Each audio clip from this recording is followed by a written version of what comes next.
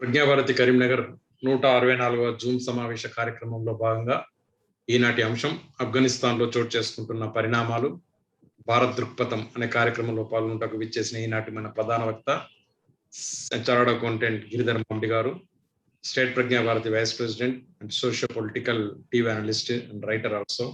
వారికి స్వాగతం సుస్వాగతం తెలియజేస్తూ, అలాగే Prajna Bharati state president Shirish Dopeshwarkar garu, vice president BS Sharma garu, అలాగే governing council member doctor L Rajabhaskar Reddy garu, state secretary Raghu garu, district secretary Karimnagar district secretary Nagesh Reddy garu, అలాగే ప్రజ్ఞా బంధువులందరికీ స్వాగతం సుస్వాగతం.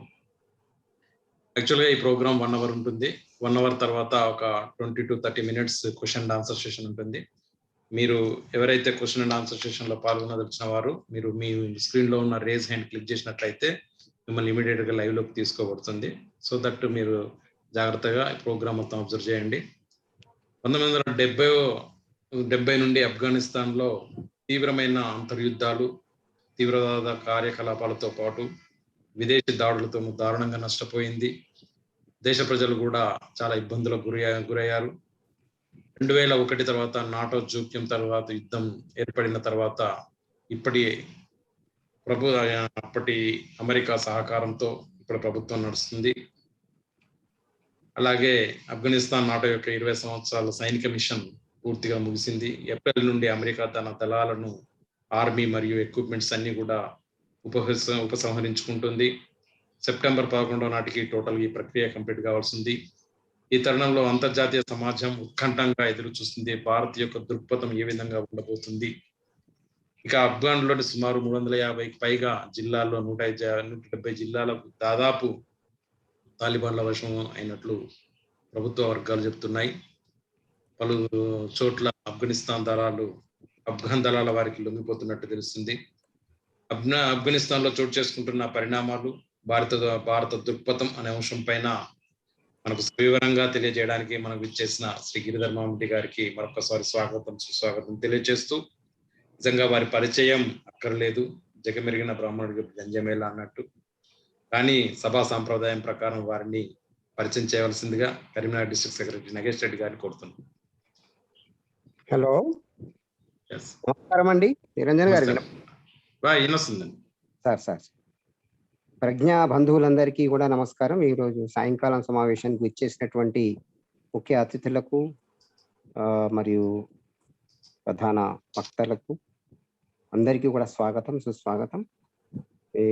ఈరోజు సాయంకాలం సమావేశానికి విచ్చేసినటువంటి ముఖ్యంగా మన స్టేట్ ప్రెసిడెంట్ గారు, ప్రజ్ఞాభారతి స్టేట్ ప్రెసిడెంట్ శ్రీ దూపేశ్వర్కర్ జీకి నమస్కారం తెలియజేస్తూ, నాకు గిరిధర్ జీని పరిచయం చేసేటువంటి అవకాశం కల్పించినందుకు చాలా సంతోషం. వారి గురించి తెలియని వారు ఉన్నారు. నిరంజన్ గారు చెప్పినట్టుగా వారు ప్రతి టీవీ డిబేట్స్లలో, చాలా ప్రోగ్రామ్స్లలో వారు మన హిందూ ధర్మానికి, న్యాయానికి, దేశ భద్రతకు సంబంధించి ఎన్నో విశ్లేషాత్మకమైనటువంటి మీటింగ్స్లలో వారు మంచి టీవీ అనలిస్ట్గా, తర్వాత పొలిటికల్ అనలిస్ట్గా, మంచి డిబేటర్గా చాలా ప్రోగ్రామ్స్లలో వారు పాల్గొంటూ వచ్చారు. వారికి దేశ సరిహద్దుల గురించి మంచి అవగాహన ఉంది. వారి విశ్లేషాత్మకమైనటువంటి వివరణ ఇవ్వగలుగుతారు. వారు మంచి సబ్జెక్టును కలిగి ఉన్నారు. వారు ముఖ్యంగా ఈ ఆఫ్ఘనిస్తాన్కి సంబంధించి కానీ, జమ్మూ అండ్ కాశ్మీర్కి సంబంధించినటువంటి ఇష్యూ మీద, పాకిస్తాన్కి సంబంధించి, మయన్మార్, శ్రీలంకకు సంబంధించి కూడా ఈ మన చుట్టూ సరిహద్దుల్లో ఉన్నటువంటి దేశాల అన్నిటి మీద కూడా మంచి అవగాహన ఉన్నటువంటి వ్యక్తి వారు. తర్వాత దేశంలో జరుగుతున్నటువంటి హింసాత్మకమైనటువంటి విషయాల మీద కూడా వారు మంచి విశ్లేషణ చేయగలుగుతారు. మంచి విమర్శకులు, మంచి రైటర్ కూడా వారు. చార్టెడ్ అకౌంటెంట్గా కూడా వారు పనిచేశారు. దేశ విదేశాల్లో పనిచేశారు వారు. నాకు తెలిసి డిఎల్ఎఫ్ అనే సంస్థలో కూడా వారు చార్టెడ్ అకౌంటెంట్గా పనిచేసి వచ్చారు. వారికి సబ్జెక్ట్ మీద మంచి అవగాహన, పరిజ్ఞానం ఉన్నటువంటి వ్యక్తి. అటువంటి వ్యక్తి మనకు మా ప్రజ్ఞా భారతిలో ఒక కుటుంబ సభ్యులుగా ఉండడం మాకు చాలా గర్వకారణం. వారిని ఇంతకంటే నేను ఎక్కువ వివరణ ఇవ్వలేను వారి గురించి. ఈ అవకాశం ఇచ్చినటువంటి ప్రజ్ఞా మిత్రులందరికీ పేరు పేరున ధన్యవాదాలు తెలియజేస్తూ వారిని సమావేశంలో కంటిన్యూ చేయాల్సిందిగా కోరుతున్నాను. ధన్యవాదాలు నాగేష్ రెడ్డి గారు, ధన్యవాదాలు. చాలా చక్కగా ప్రజెంట్ చేశారు సార్ని. I request today's our chief guest and main speaker, please start sir. అందరికీ నమస్కారాలండి. చారి గారు, నాగేష్ రెడ్డి గారు, శిరీష్ గోపేశ్వర్ గారు, అలాగే కరీంనగర్ ప్రజ్ఞాభారతి ఈ సమావేశంకి చేసిన ప్రేక్షకులందరికీ కూడా నా నమస్కారాలు. ఆఫ్ఘనిస్తాన్లో ఏదో అవుతుంటే మనకేం పడుతుంది, మన దేశంలో ఏం అవ్వలేదు కదా, ఆఫ్ఘనిస్తాన్కి మనకి మధ్యలో పాకిస్తాన్ ఉంది కదా అనుకునేటువంటి వాళ్ళు కూడా మన దేశంలో లేకపోలేదు. మన దేశంలో మనం బాగుంటే చాలు, అక్కడ ఏమవుతే మనకేంటి అనుకున్నటువంటి భావజాలం చాలా మందిలో ఉండవచ్చు. కానీ మనం ఒక విషయం అర్థం చేసుకోవాలి. క్రమేపీ మనకు తరతరం ఒక తరం తర్వాత ఒక తరం మన అఖండ భారత భూభాగం ఏదైతే ఉందో దాన్ని మర్చిపోతున్నాం మనము. ఒకప్పుడు ఆఫ్ఘనిస్తాన్ అన్నది భారతదేశంలో అభిన్న భాగంగా ఉండేది, దాన్ని ఈరోజు మనం విస్మరించాము. అక్కడ మనకు ఉన్నటువంటి సాంస్కృతిక చిహ్నాలు ఏవైతే ఉన్నాయో, అక్కడ ఉన్నటువంటి మన హైందవ ధర్మ సనాతన ధర్మానికి సంబంధించినటువంటి చరిత్ర ఏదైతే ఉన్నదో దాన్ని ఈరోజు మర్చిపోతున్నాం మనము. రామాయణ మహాభారత కాలాల నుంచి కూడా అది మన సనాతన ధర్మానికి సంబంధించినటువంటి ఒక ముఖ్యమైనటువంటి ఒక జనపదంగా మనం దాన్ని పరిగణించాలి. అప్పుడు మహాజనపదాలు చాలా ఉండేవి. ఇప్పుడు గంధార్ ఏదైతే ఉన్నదో అది కండహార్ అన్న ప్రాంతం, ఇప్పుడు అది ఒకప్పుడు పెద్ద గొప్ప జనపదం. అంతేకాదు ఉత్తర ఆఫ్ఘనిస్తాన్ ఏదైతే ఉన్నదో, అంటే బాల్క్ దేశం అంటారు, ఇప్పుడు బాల్క్ అని పిలుస్తారు దాన్ని, అక్కడి నుంచి కూడాను మనకు ఎంతో మంది యోధులు వచ్చి మహాభారత కురుక్షేత్ర యుద్ధంలో యుద్ధం చేసి ఉన్నవారు ఉన్నారు. ఇంకా ఉత్తరానికి వెళ్తే కనుక ఉత్తర కురు ఉన్నది. మనకు అవంతా కూడాను మనం మర్చిపోయాము. ఈ తరంలో అది మనకి పట్టనట్టు, అదంతా ఏదో ఇస్లామీకరణ అయిపోయింది కాబట్టి మనకు దాంతో సంబంధం లేదని మనం వదిలేసుకున్నాం. కానీ అదంతా కూడాను భారత భూభాగమే. భవ్యమైన సంస్కృతి ఉన్నటువంటి ఒకానొకప్పుడు అక్కడ మన సనాతన ధర్మం భాసిల్లినటువంటి ప్రాంతాలు అవన్నీ. ఎంతో మంది యోగులు, మునులు, ఋషులు తపస్సు చేసుకున్నటువంటి ప్రాంతం అది. ఈరోజు అన్యాక్రాంతం అయిపోయి చాలా దౌర్భాగ్యమైన పరిస్థితిలో ఉన్నప్పుడు దాని గురించి తెలుసుకొని దాని గురించి స్పందించడం అన్నది కూడా ప్రతి భారతీయుడి యొక్క బాధ్యత నేను భావిస్తున్నాను. ఆ దృక్పథం తెలిసినప్పుడు అక్కడ ఏం జరిగినా కానీ మనకు జరిగినట్టు మనం భావిస్తాము. దానికి మనకు స్పందన కూడా అలాగే ఉంటుంది. ఈ దృష్టితో మనం చూడాలి. కాబుల్ని కపిస్థానం అని పిలిచేవాళ్ళు. అక్కడ 900 AD తర్వాత ఆల్మోస్ట్ 920 వరకు కూడాను అక్కడ హిందూ షాహీ రాజులు పాలించారు. అక్కడ జబోలు, తర్వాత కాబుల్, ఇవంతా కూడాను హిందూ రాజులు. గత 1100 సంవత్సరాల వరకు కూడా హిందూ రాజ్యం ఉండింది అక్కడ. అది మనం విస్మరించరాదు. వాళ్ళు అక్కడి నుంచి క్రమేపీ పెషావర్ దిశగా వచ్చి, పెషావర్ నుంచి మళ్ళీ వాళ్ళు ఉత్తరాఖండ్ అక్కడంతా వచ్చి కొండ ప్రాంతంలో వాళ్ళు సెటిల్ అయిపోయారు అప్పుడు రాజులు. పెషావర్ అన్నది కూడా ఒకప్పుడు, ఈరోజు మనం ఆఫ్ఘనిస్తాన్ అంటున్న ప్రాంతానికి సంబంధించిన ప్రాంతమే అది. ఈరోజు సరే అది బ్రిటిష్ వాళ్ళు ఆ భూభాగాన్ని 2 ముక్కలు చేసి కొంత ఆఫ్ఘనిస్తాన్లోంచి కొంత బ్రిటిష్ ఇండియాలో కలుపుకున్నారు వాళ్ళు. దాన్ని పాకిస్తాన్లో ఖైబర్ పఖ్తూన్ఖ్వా అని పిలుస్తారు. పెషావర్ దాని యొక్క రాజధాని. పెషావర్ అసలు పేరు హైందవ పేరు దాన్ని పురుషపురం. కాబుల్ నదికి ఒక ఒడ్డున వచ్చి పురుషపురము, ఒడ్డుకు ఆవలి వైపు వచ్చి పుష్కళావతి అంటారు. 2 ఊర్లు, ట్విన్ సిటీస్. ఈ రోజుకి కూడా అక్కడ పెషావర్లో వాళ్ళ క్యాంటన్మెంట్ ఏరియాలో, ఆర్మీ క్యాంటన్మెంట్ ఏరియాలో గోర్ ఖత్రి అని ఒక శివాలయం ఉన్నది. గోర్ ఖత్రి అంటే గోరఖ్నాథ్ తపస్సు చేసుకున్నటువంటి, ఆయన వెళ్ళి దర్శించి అక్కడ తపస్సు చేసినటువంటి ప్రాంతం అది. అక్కడ శివాలయం ఈ రోజు కూడా పెషావర్లో ఉన్నది. కాబట్టి ఆ సంస్కృతి అంతా మనదే. పష్తూ భాషలో ఇప్పటికీ కూడా మీకు రమారమి 30-35% పదాలు సంస్కృతాన్ని ఆధారంగా ఉన్నటువంటి పదాలే ఈ రోజు కూడా మీకు పష్తూ భాషలో కనిపిస్తాయి. దానికి వాళ్లకు ఇరాన్ నుంచి వచ్చినటువంటి ఇన్ఫ్లుయెన్స్ కావచ్చు, లేదా అరేబియా నుంచి వచ్చిన ఇన్ఫ్లుయెన్స్ కావచ్చు, తర్వాత వచ్చి ఉండొచ్చు కాక, కానీ ఇప్పటికి కూడా సంస్కృత పదాలు వాళ్ళ ఆరిజిన్ ఎక్కడి నుంచి వచ్చిందో మనం విస్మరించలేము. ఇప్పటికి కూడా ఆ సంస్కృతి అన్నది ఎక్కడో దర్శిస్తూనే ఉంటుంది. అటువంటి ఆఫ్ఘనిస్తాన్ గత అంటే మనకు స్వతంత్రం వచ్చినప్పటి నుంచి చూస్తే కూడా క్రమేపీ క్షీణ దశగా వెళ్తున్నది మనం చూసాం. ఎప్పుడైతే దాని రాజు ఎప్పుడైతే దాన్ని అక్కడి నుంచి ఆయన విస్థాపితం చేసి ఇస్లామిక్ శాసనం ఎప్పుడైతే అక్కడ పటిష్టమైందో అప్పటి నుంచి కూడాను అది చాలా క్షీణ దశకే వెళ్తూ మనకు గమనించాం. దాన్ని కొంత మధ్యలో సోవియట్ యూనియన్ వచ్చి దాన్ని కబ్జా చేసుకొని ఆక్యుపై చేసినప్పుడు సోవియట్ యూనియన్ వ్యతిరేకించాలి అన్న భావజాలంతో అమెరికా అక్కడ ఉన్నటువంటి సో కాల్డ్ ఫ్రీడమ్ ఫైటర్స్, వాళ్ళని వీళ్ళు ముజాహిదీన్ అని పిలిచేవాళ్ళు, ఆ పేరు పెట్టి వాళ్ళకి చాలా ఫండింగ్ ఇచ్చి వాళ్ళని ట్రైనింగ్ ఇచ్చి అక్కడ పంపించడం జరిగింది. కానీ సోవియట్ యూనియన్ అక్కడి నుంచి ఆఫ్ఘనిస్తాన్ నుంచి ఏదో అమెరికా ఏదో చేసిందనో అక్కడ ముజాహిదీన్ ఏదో చేసిందనో అని భయపడి వాళ్ళు వెళ్ళలేదు. సోవియట్ యూనియన్ యొక్క ఎకానమీ కుదేలైపోయిన తర్వాత అక్కడ ఉండడం వల్ల వాళ్ళకు చాలా నష్టాలు వచ్చి తట్టుకోలేనటువంటి పరిస్థితుల్లో వాళ్ళు వెనక్కి వెళ్ళిపోయారు.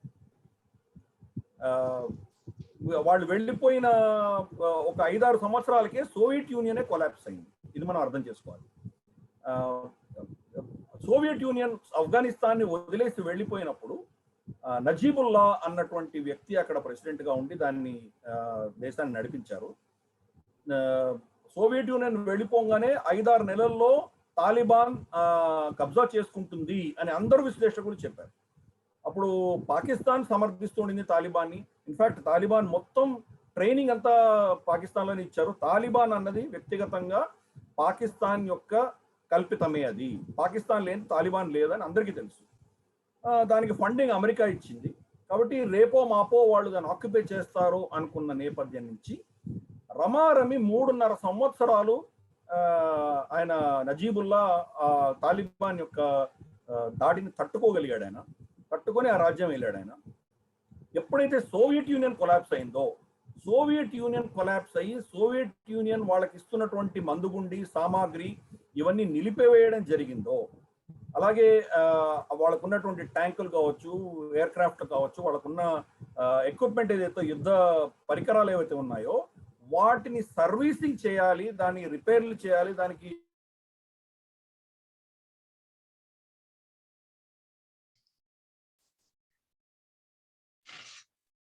సార్ నమస్తే అండి. గిరిధర్ గారు, గిరిధర్ గారు మీ వాయిస్ రావట్లేదు. నగేష్ రెడ్డి గారు మీకు వినొస్తుందా?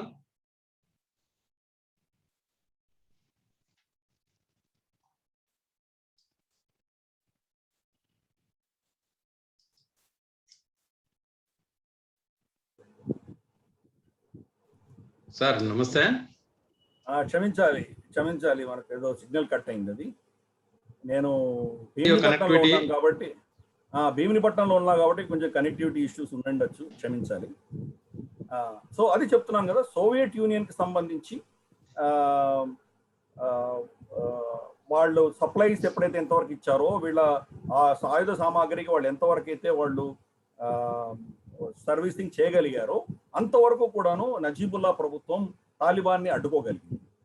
ఎప్పుడైతే సోవియట్ యూనియన్ కొలాప్స్ అయిపోయి వీళ్లకు ధనం ఇవ్వడం మానేశారో, ఎప్పుడైతే వీళ్ళకి సప్లై రాకపోయిందో, వీళ్ళకి సర్వీసింగ్ అన్నది జరగలేదో, అప్పుడు నజీబుల్లా ఓడిపోవడం జరిగింది. ఓడిపోయిన తర్వాత ఆయన యునైటెడ్ నేషన్స్ వాళ్ళ దౌత్య ఆఫీస్లో ఆయన వెళ్ళి తలదాచుకోవడం జరిగింది. తాలిబాన్ కాబుల్ని కబ్జా చేసుకున్న తర్వాత ఈ డిప్లొమాటిక్ రిలేషన్షిప్స్ వాళ్ళకి ఏం పట్టవు కాబట్టి దౌత్యపరంగా వాళ్ళకు ఉండవలసినటువంటి ఇమ్యూనిటీని కూడా బేఖాతరు చేసి ఆయన లోపలికి వెళ్ళి బయటకు లాక్కొచ్చి అక్కడ ఒక గంట ఎలక్ట్రిక్ స్తంభానికి ఆయన ఉరి తీయడం జరిగింది. సో అతి కిరాతనంగా అతన్ని చంపడం జరిగింది.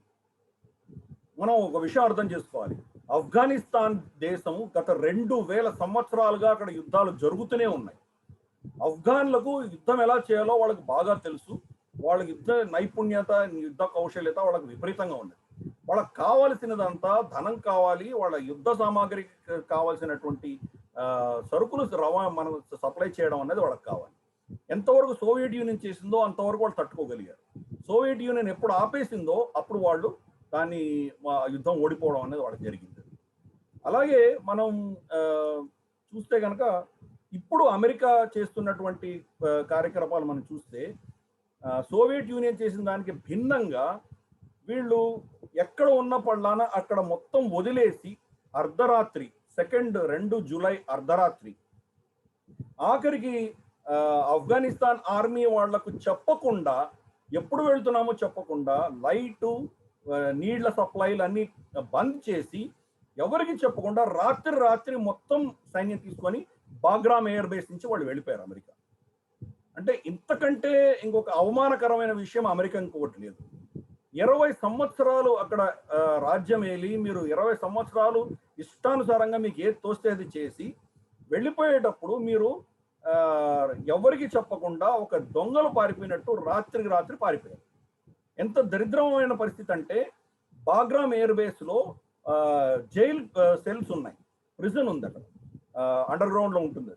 ఆ జైల్ సెల్ లో 5,000 మంది పైగా తాలిబాన్ ప్రిజనర్స్ ఈ రోజు కూడా ఉన్నారు. అంటే అమెరికా అక్కడ ఇక్కడ అరెస్ట్ చేసి తీసుకొచ్చి అక్కడ పెట్టిన వాళ్ళు. ఆ జైలు కి సంబంధించిన తాళం చెవులు కూడా ఆఫ్ఘనిస్తాన్కి హ్యాండ్ ఓవర్ చేయలేదు, వాళ్ళు వెళ్ళిపోయారు. అమెరికా వెళ్ళిపోయిన కొన్ని గంటలకు ఆఫ్ఘాన్ ఆర్మీకి తెలిసింది అమెరికన్ సైన్యం వెళ్ళిపోయింది.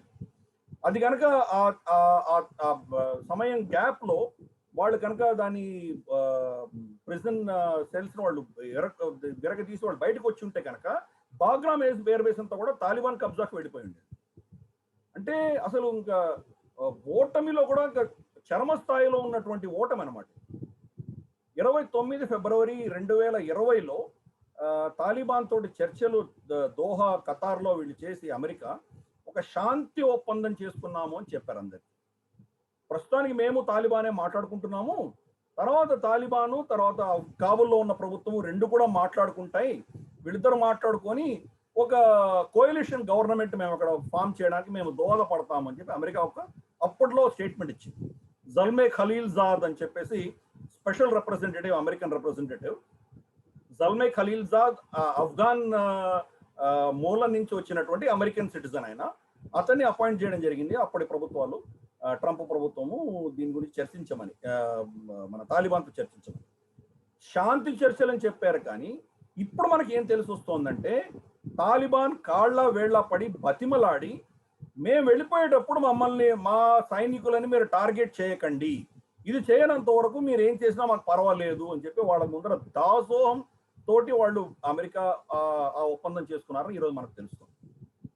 అంతేకాదు 1 మే 2021కి మేము వెళ్ళిపోతామని వాళ్ళకు హామీ ఇచ్చారు. 1 మే 2021కి వీళ్ళు వెళ్ళలేని పరిస్థితిలో సెప్టెంబర్ 11వ తారీఖు లోపల మేము వెళ్ళిపోతాము అని చెప్పి జో బైడెన్ ఇచ్చిన స్టేట్మెంట్ అసలు అంతకంటే ఐరనీ ఇంకోటి లేదు. ఆ రోజే తాలిబాన్ భూభాగం నుంచి మీ దేశం మీద దాడి జరిగింది, 2 ట్విన్ టవర్లని పేల్చివేశారు, మీ పెంటగన్ మీద అటాక్ జరిగింది, అమెరికా మెయిన్ ల్యాండ్ మీద వాళ్ళ చరిత్రలో జరగనటువంటి పెద్ద టెర్రరిస్ట్ అటాక్ అప్పుడు జరిగింది. ఆ రోజు మీరు సింబాలిక్ అక్కడి నుంచి వెళ్ళిపోతున్నారంటే అంతకంటే దౌర్భాగ్యమైన విషయం ఇంకోటి లేదు. అందరూ ఇది జో బైడెన్ ని నిలదీసి మీకు ఇంకో వేరే రోజు దొరకలేదా, మీరు 30th సెప్టెంబర్ అనండి, 1 సెప్టెంబర్ అనండి, 11 సెప్టెంబర్ ఎందుకు చెప్పారు మీరు, మీ మీద దాడి జరిగిన రోజే మీరు వెళ్ళిపోతున్నారంటే అంతకంటే సింబాలిజం ఇంకోటి లేదు. తాలిబాన్ గెలిచింది, మీరు ఓడిపోయారని అందరూ అంటారు కదా, మీరు చేసింది తప్పు అంటే దాన్ని సరిదిద్దుకునే ప్రక్రియలో ఆయన వాళ్ళ ఆఫ్ఘాన్ కమాండర్స్కి ఏం చెప్పారంటే ఇంకా తొందరగా రండి, తొందరగానే వచ్చేయండి మీరు అని ఆర్డర్ ఇవ్వడం జరిగింది. దాంతో మళ్ళీ రివైజ్ చేసి ఆగస్ట్ 31 లోపల మేము వెళ్ళిపోతున్నామని ఆయన మళ్ళీ ఇప్పుడు చేంజ్ చేశారు.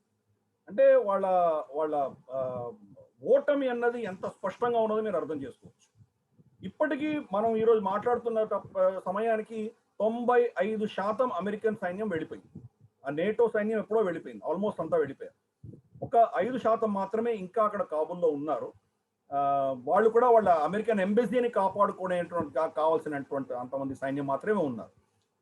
అంటే ఔటర్ సర్కిల్లో వచ్చేసి ఆఫ్ఘన్ ఆర్మీ ఉంటుంది, పోలీస్ ఉంటుంది, తర్వాత ఆఫ్ఘన్ ఆర్మీ ఉంటుంది, తర్వాత అమెరికన్ ఆర్మీ. 3 layers లో వాళ్ళ అమెరికన్ ఎంబసీని కాపాడడం కోసం కొంతమందిని ఉంచుకున్నారు.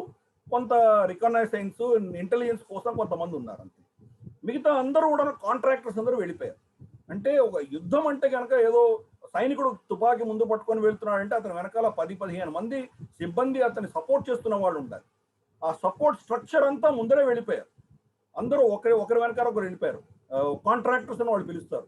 కాంట్రాక్టర్స్ అంటే మీకు వీళ్ళు ఉండడానికి కావాల్సిన బరాక్స్ ఏమున్నాయో దాని మెయింటెనెన్స్ దగ్గర నుంచి తీసుకొని, వీళ్ళ ఆయుధ సామాగ్రిని మెయింటైన్ చేసే వాళ్ళ దగ్గర నుంచి తీసుకుని, వీళ్ళ హంవీస్, వీళ్ళ క్యానన్స్, వీళ్ళ ఆర్టిలరీ గన్స్ కావచ్చు, లేదా వీళ్ళ ఇంకేదైనా ఇతరత్ర ఆర్మర్డ్ పర్సోనల్ క్యారియర్ కావచ్చు, ట్యాంక్స్ కావచ్చు, వీటిని సర్వీస్ చేసి మెయింటెనెన్స్ చేయగలిగినటువంటి సిబ్బంది వెళ్ళిపోయారు ముందరే. తర్వాత వీళ్ళు వెళ్ళిపోయారు. వెళ్ళిపోతూ అక్కడ ఆఫ్ఘన్ సైన్యానికి ఏదో కొంత సామాగ్రి అందజేశారు కొన్ని రోజుల క్రితమే ఆల్రెడీ. మిగతావన్నీ ఏం చేశారంటే ఒకటి బై ఒకటి అన్ని ధ్వంసం చేసుకుంటూ వెళ్ళారు. తాలిబాన్ చేతిలో పడకూడదు అన్న ఉద్దేశంతో ఎంత ఎక్విప్మెంట్ ఉందో అంత ఎక్విప్మెంట్ వాళ్ళు డిస్ట్రాయ్ చేస్తూ, నాశనం చేస్తూ, తర్వాత దాన్ని స్క్రాప్ కింద కన్వర్ట్ చేసి వెళ్ళారు. దీంట్లో ఆఖరికి వాళ్ళ వాషింగ్ మెషిన్, తర్వాత రూమ్ హీటర్స్, ఇంకేదైనా అటువంటి ఎక్విప్మెంట్ ఏదైనా ఉంటే దాన్ని కూడా ధ్వంసం చేశారు. ఆఖరికి వాళ్ళు ఆఫ్ఘన్ స్క్రాప్ డీలర్స్ అన్నారు, దీన్ని మీరు కన్నా ధ్వంసం చేయడం అంటే నాకు కొన్ని మంచి ధరైనా పలుకుండేది, అంత దారుణంగా ధ్వంసం చేసి వెళ్ళారు. అంటే మన జో బైడెన్ ఇంకో స్టేట్మెంట్ ఇచ్చారు 2-3 రోజుల క్రితం. మేము ఎందుకు వెళ్ళాము ఆఫ్ఘనిస్తాన్లో, ఆ వెళ్ళినటువంటి మా టార్గెట్ ఏదైతే ఉందో అవి మేము అచీవ్ చేశాము కాబట్టి మేము వెళ్ళిపోతున్నాము. మేము అక్కడ ఒక దేశాన్ని మళ్ళీ పునర్నిర్మించడానికి వెళ్ళలేదు, నేషన్ బిల్డింగ్ అన్న పదం వాడారు. ఆ దేశాన్ని మేము మళ్ళీ పునర్నిర్మించడానికి మేము అక్కడ వెళ్ళలేదు, మేము వెళ్ళిన పర్పస్ ఏంటో అది అచీవ్ అయింది కాబట్టి మేము వెళ్ళిపోతున్నాము అని ఆయన చెప్పడం జరిగింది. ఒకవేళ ఒసామా బిన్ లాదెన్ పట్టుకోవడమే మీ మెయిన్ టార్గెట్ అయితే, ఒసామా బిన్ లాదెన్ చంపి 11 సంవత్సరాలు అయింది. 11 సంవత్సరాలు ఈ దశకం అంతా మీరు ఏం చేశారు అక్కడ? అప్పుడే వెళ్ళిపోవాల్సింది కదా. పోనీ టెర్రరిస్టులు మేము ఆపగలిగాము, అమెరికన్ ఇంట్రెస్ట్ మీద ఇంక ముందు అటాక్స్ జరగకుండా వాళ్ళని ఓడించాము, వాళ్ళని భూస్థాపితం చేశాము అని అంటారా మీరు? అదే తాలిబాన్ ముందర దాసోహమై తాలిబాన్ మీ వెనక వస్తుండగానే మీరు అక్కడి నుంచి పారిపోతున్నారే.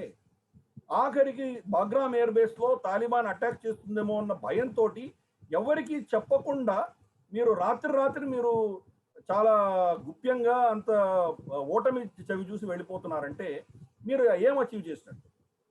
మీరు ఇంకేం చెప్పారంటే ఇప్పుడు అమెరికన్ సాయిల్ మీద, మన అమెరికన్ ఇంట్రెస్ట్ మీద ఆఫ్ఘనిస్తాన్ నుంచి ఎటువంటి దాడులు జరగవని తాలిబాన్ మాకు అష్యూరెన్స్ ఇచ్చింది అని చెప్తున్నారు.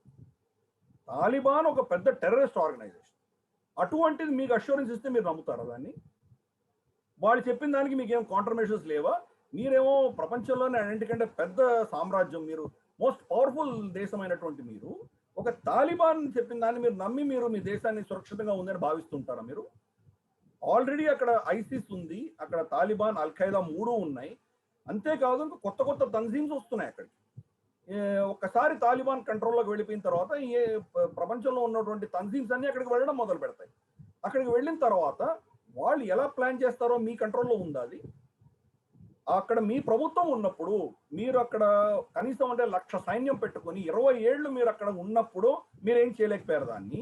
ఇప్పుడు మీ కంట్రోల్ లేకుండా తాలిబాన్ కంట్రోల్లో దేశం వెళ్ళిపోయినప్పుడు అక్కడి నుంచి ఎటువంటి టెర్రరిస్ట్ అటాక్స్ అవుతాయో దాన్ని మీరు ఎలా కంట్రోల్ చేయగలరు? కాబట్టి ఇది అమెరికా యొక్క కంప్లీట్ పరాజయము, చాలా అవమానకరమైన పరాజయం కింద మనం భావించాలి. సరే, వాళ్ళు ఎప్పుడో ఒకప్పుడు వెళ్ళిపోక తప్పదు, కానీ ఇలా వెళ్లకుండా ఉండవలసింది, దీన్ని పారదర్శకంగా చూసుకొని వెళ్ళవలసింది. జార్జ్ బుష్ జూనియర్ ఎవరైతే ఉన్నారో, జార్జ్ బుష్ సీనియర్ కొడుకు, 2 సార్లు ఆయన ప్రెసిడెంట్ గా ఉండినారు మనకు తెలుసు. ఇరాక్ యుద్ధం ఆయనే మొదలు పెట్టారు. ఆయన 2 రోజుల క్రితం ఆయన స్టేట్మెంట్ ఇచ్చారు, మీరు అమెరికన్ సైన్యం ఆఫ్ఘనిస్తాన్ నుంచి ఇప్పుడు ఈ పరిస్థితుల్లో తీసుకువెళ్ళడం చాలా తప్పు చేస్తున్నారు, మీరు ఇలా చేయకుండా ఉండవలసింది. మీరు ఇలా చేయడం వల్ల అక్కడ ఎంతో మంది స్త్రీలు చాలా వాళ్ళు కష్టాలు పడబోతున్నారు, అది తలుచుకుంటే నాకు చాలా దుఃఖం వేస్తుంది అని ఫార్మర్ ప్రెసిడెంట్, ఎక్స్ ప్రెసిడెంట్ ఆయన చెప్తున్నాడు. అంటే మీరు అర్థం చేసుకోవచ్చు అది ఎటువంటి ఇంటెలిజెన్స్ ఆయనకుంటే ఆయన చెప్పగలడు ఆయన. కాబట్టి రాబోయే రోజు చాలా గడ్డు కాలం అని చెప్పి అందరికీ తెలిసిన ఒక ఓడిపోయిన సామ్రాజ్యంగా ఏమి చేయలేనటువంటి పరిస్థితిలో తోక ముడుచుకొని వెళ్ళిపోయిందని మనం దీన్ని గమనిస్తున్నాం. మనం ఇక్కడ వచ్చిన స్టాటిస్టిక్స్ చూస్తే కనుక మనకు మే 1 మన కట్ ఆఫ్, ఎందుకంటే మే 1 2021కి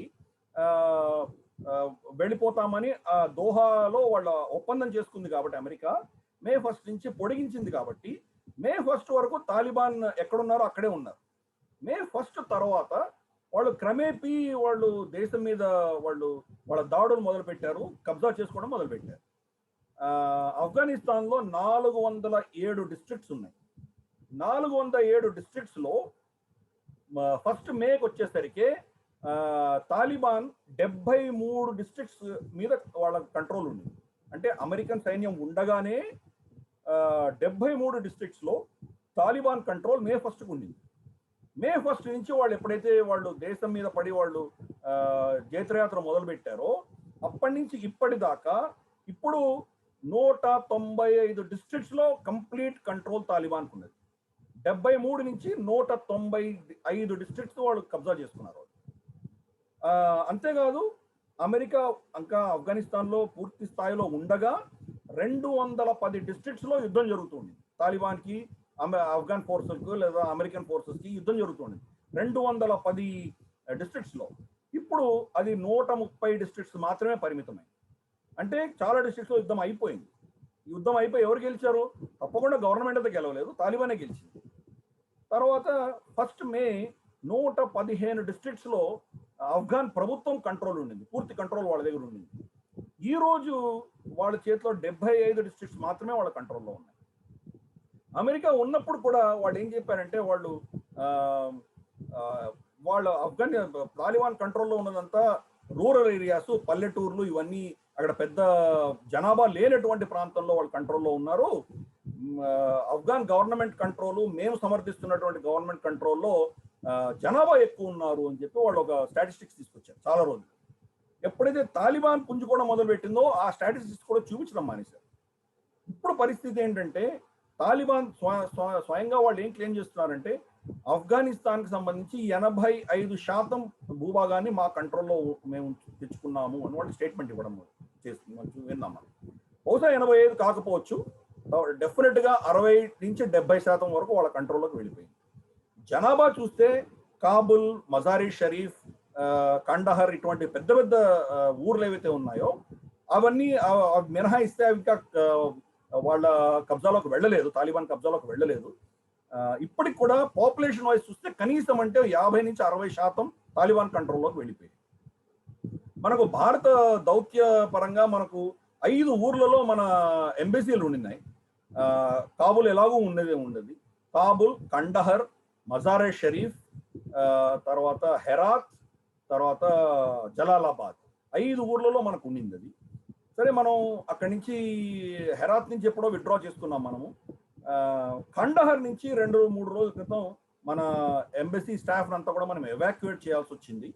కండహర్ చుట్టుపక్కలంతా కూడా స్పిన్ బోల్డోక్ అన్న ఒక ప్రాంతంలో, పాకిస్తాన్తో బార్డర్ ఉన్న ప్రాంతంలో, ఆ ప్రాంతం అంతా కూడా బార్డర్ క్రాసింగ్ ఏదైతే ఉందో అది తాలిబాన్ కంట్రోల్లోకి వెళ్ళిపోవడంతో ఇంకా కండహార్ మీద ఎప్పుడైనా అటాక్ రావచ్చు అని తెలిసి ముందస్తుగా మనం అక్కడి నుంచి సిబ్బందిని అక్కడి నుంచి తీసుకువెళ్ళిపోవడం జరిగింది. మనకు యాక్చువల్గా పాకిస్తాన్ ఎప్పుడు కంప్లైంట్ చేసేది, ఆఫ్ఘనిస్తాన్ చాలా చిన్న దేశము, ఆఫ్ఘనిస్తాన్లో భారతీయులు తిప్పి కొడితే 1-2 లక్షలు దాటి ఉండరు, దానికి మీకు 5 ఎంబసీలు మీకు ఎందుకు అంటే మాకు వ్యతిరేకంగా మీరు రా కార్యకలాపాలు చేయడానికే మీరు ఇన్ని ఎంబసీలు పెట్టుకున్నారు అని చెప్పి వాళ్ళు తరచూ కంప్లైంట్ చేస్తుండేవాళ్ళు. దాంట్లో చాలా సత్యం కూడా ఉన్నది. కండహర్ మన ఎంబసీ ఏదైతే ఉన్నదో, బలూచిస్తాన్ కావచ్చు, పష్తూన్ కావచ్చు, ఆ ప్రాంతంలో అంతా కూడాను వాళ్ళకి కావాల్సిన సహాయ సహకారాలు మన దౌత్యపరంగా మనం అక్కడ ఇస్తుండేవాళ్ళం మనము.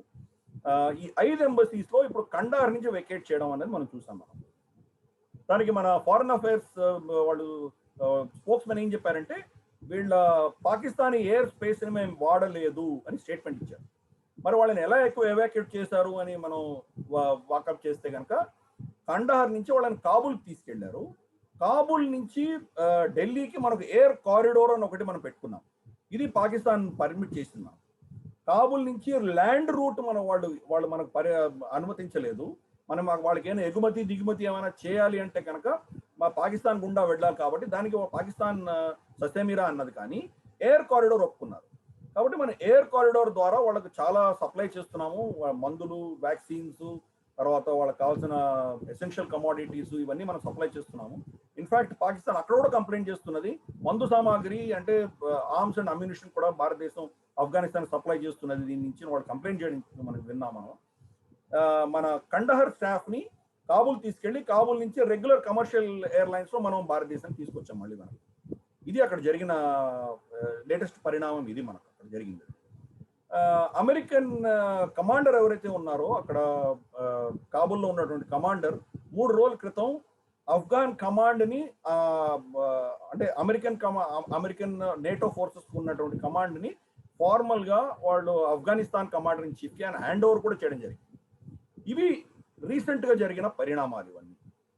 కానీ ఇంకా కొన్ని దౌర్భాగ్యమైన పరిస్థితులు అక్కడ మనం ఏం వింటున్నామంటే, మొట్టమొదటిది 2 రోజుల క్రితం అక్కడ ఉత్తర ప్రాంతంలో అంటే ఆల్మోస్ట్ తాజికిస్తాన్ బార్డర్ లో ఉన్నటువంటి ప్రాంతంలో అక్కడ ఆఫ్ఘాన్ సైన్యానికి తాలిబాన్ కి మధ్యలో జరిగినటువంటి ఘర్షణల్లో ఆఫ్ఘాన్ సైన్యం ఓడిపోతే వాళ్ళని సరెండర్ అవ్వమని చెప్పి వీళ్ళు బయట నుంచి ఆర్డర్ ఇస్తే వాళ్ళు ఆయుధాలు వదిలేసి చేతులు పైకెత్తి వాళ్ళు సరెండర్ అయ్యి వాళ్ళు బయటకు వచ్చారు. వాళ్ళు కంప్లీట్ గా సరెండర్ అయిపోయి బయటకు వచ్చినటువంటి నిరాయుధులైనటువంటి వాళ్ళను నిర్మానుష్యంగా, కర్కశంగా, పాయింట్ బ్లాంక్ గా వాళ్ళని 22 మందిని కాల్చి చంపడం జరిగింది.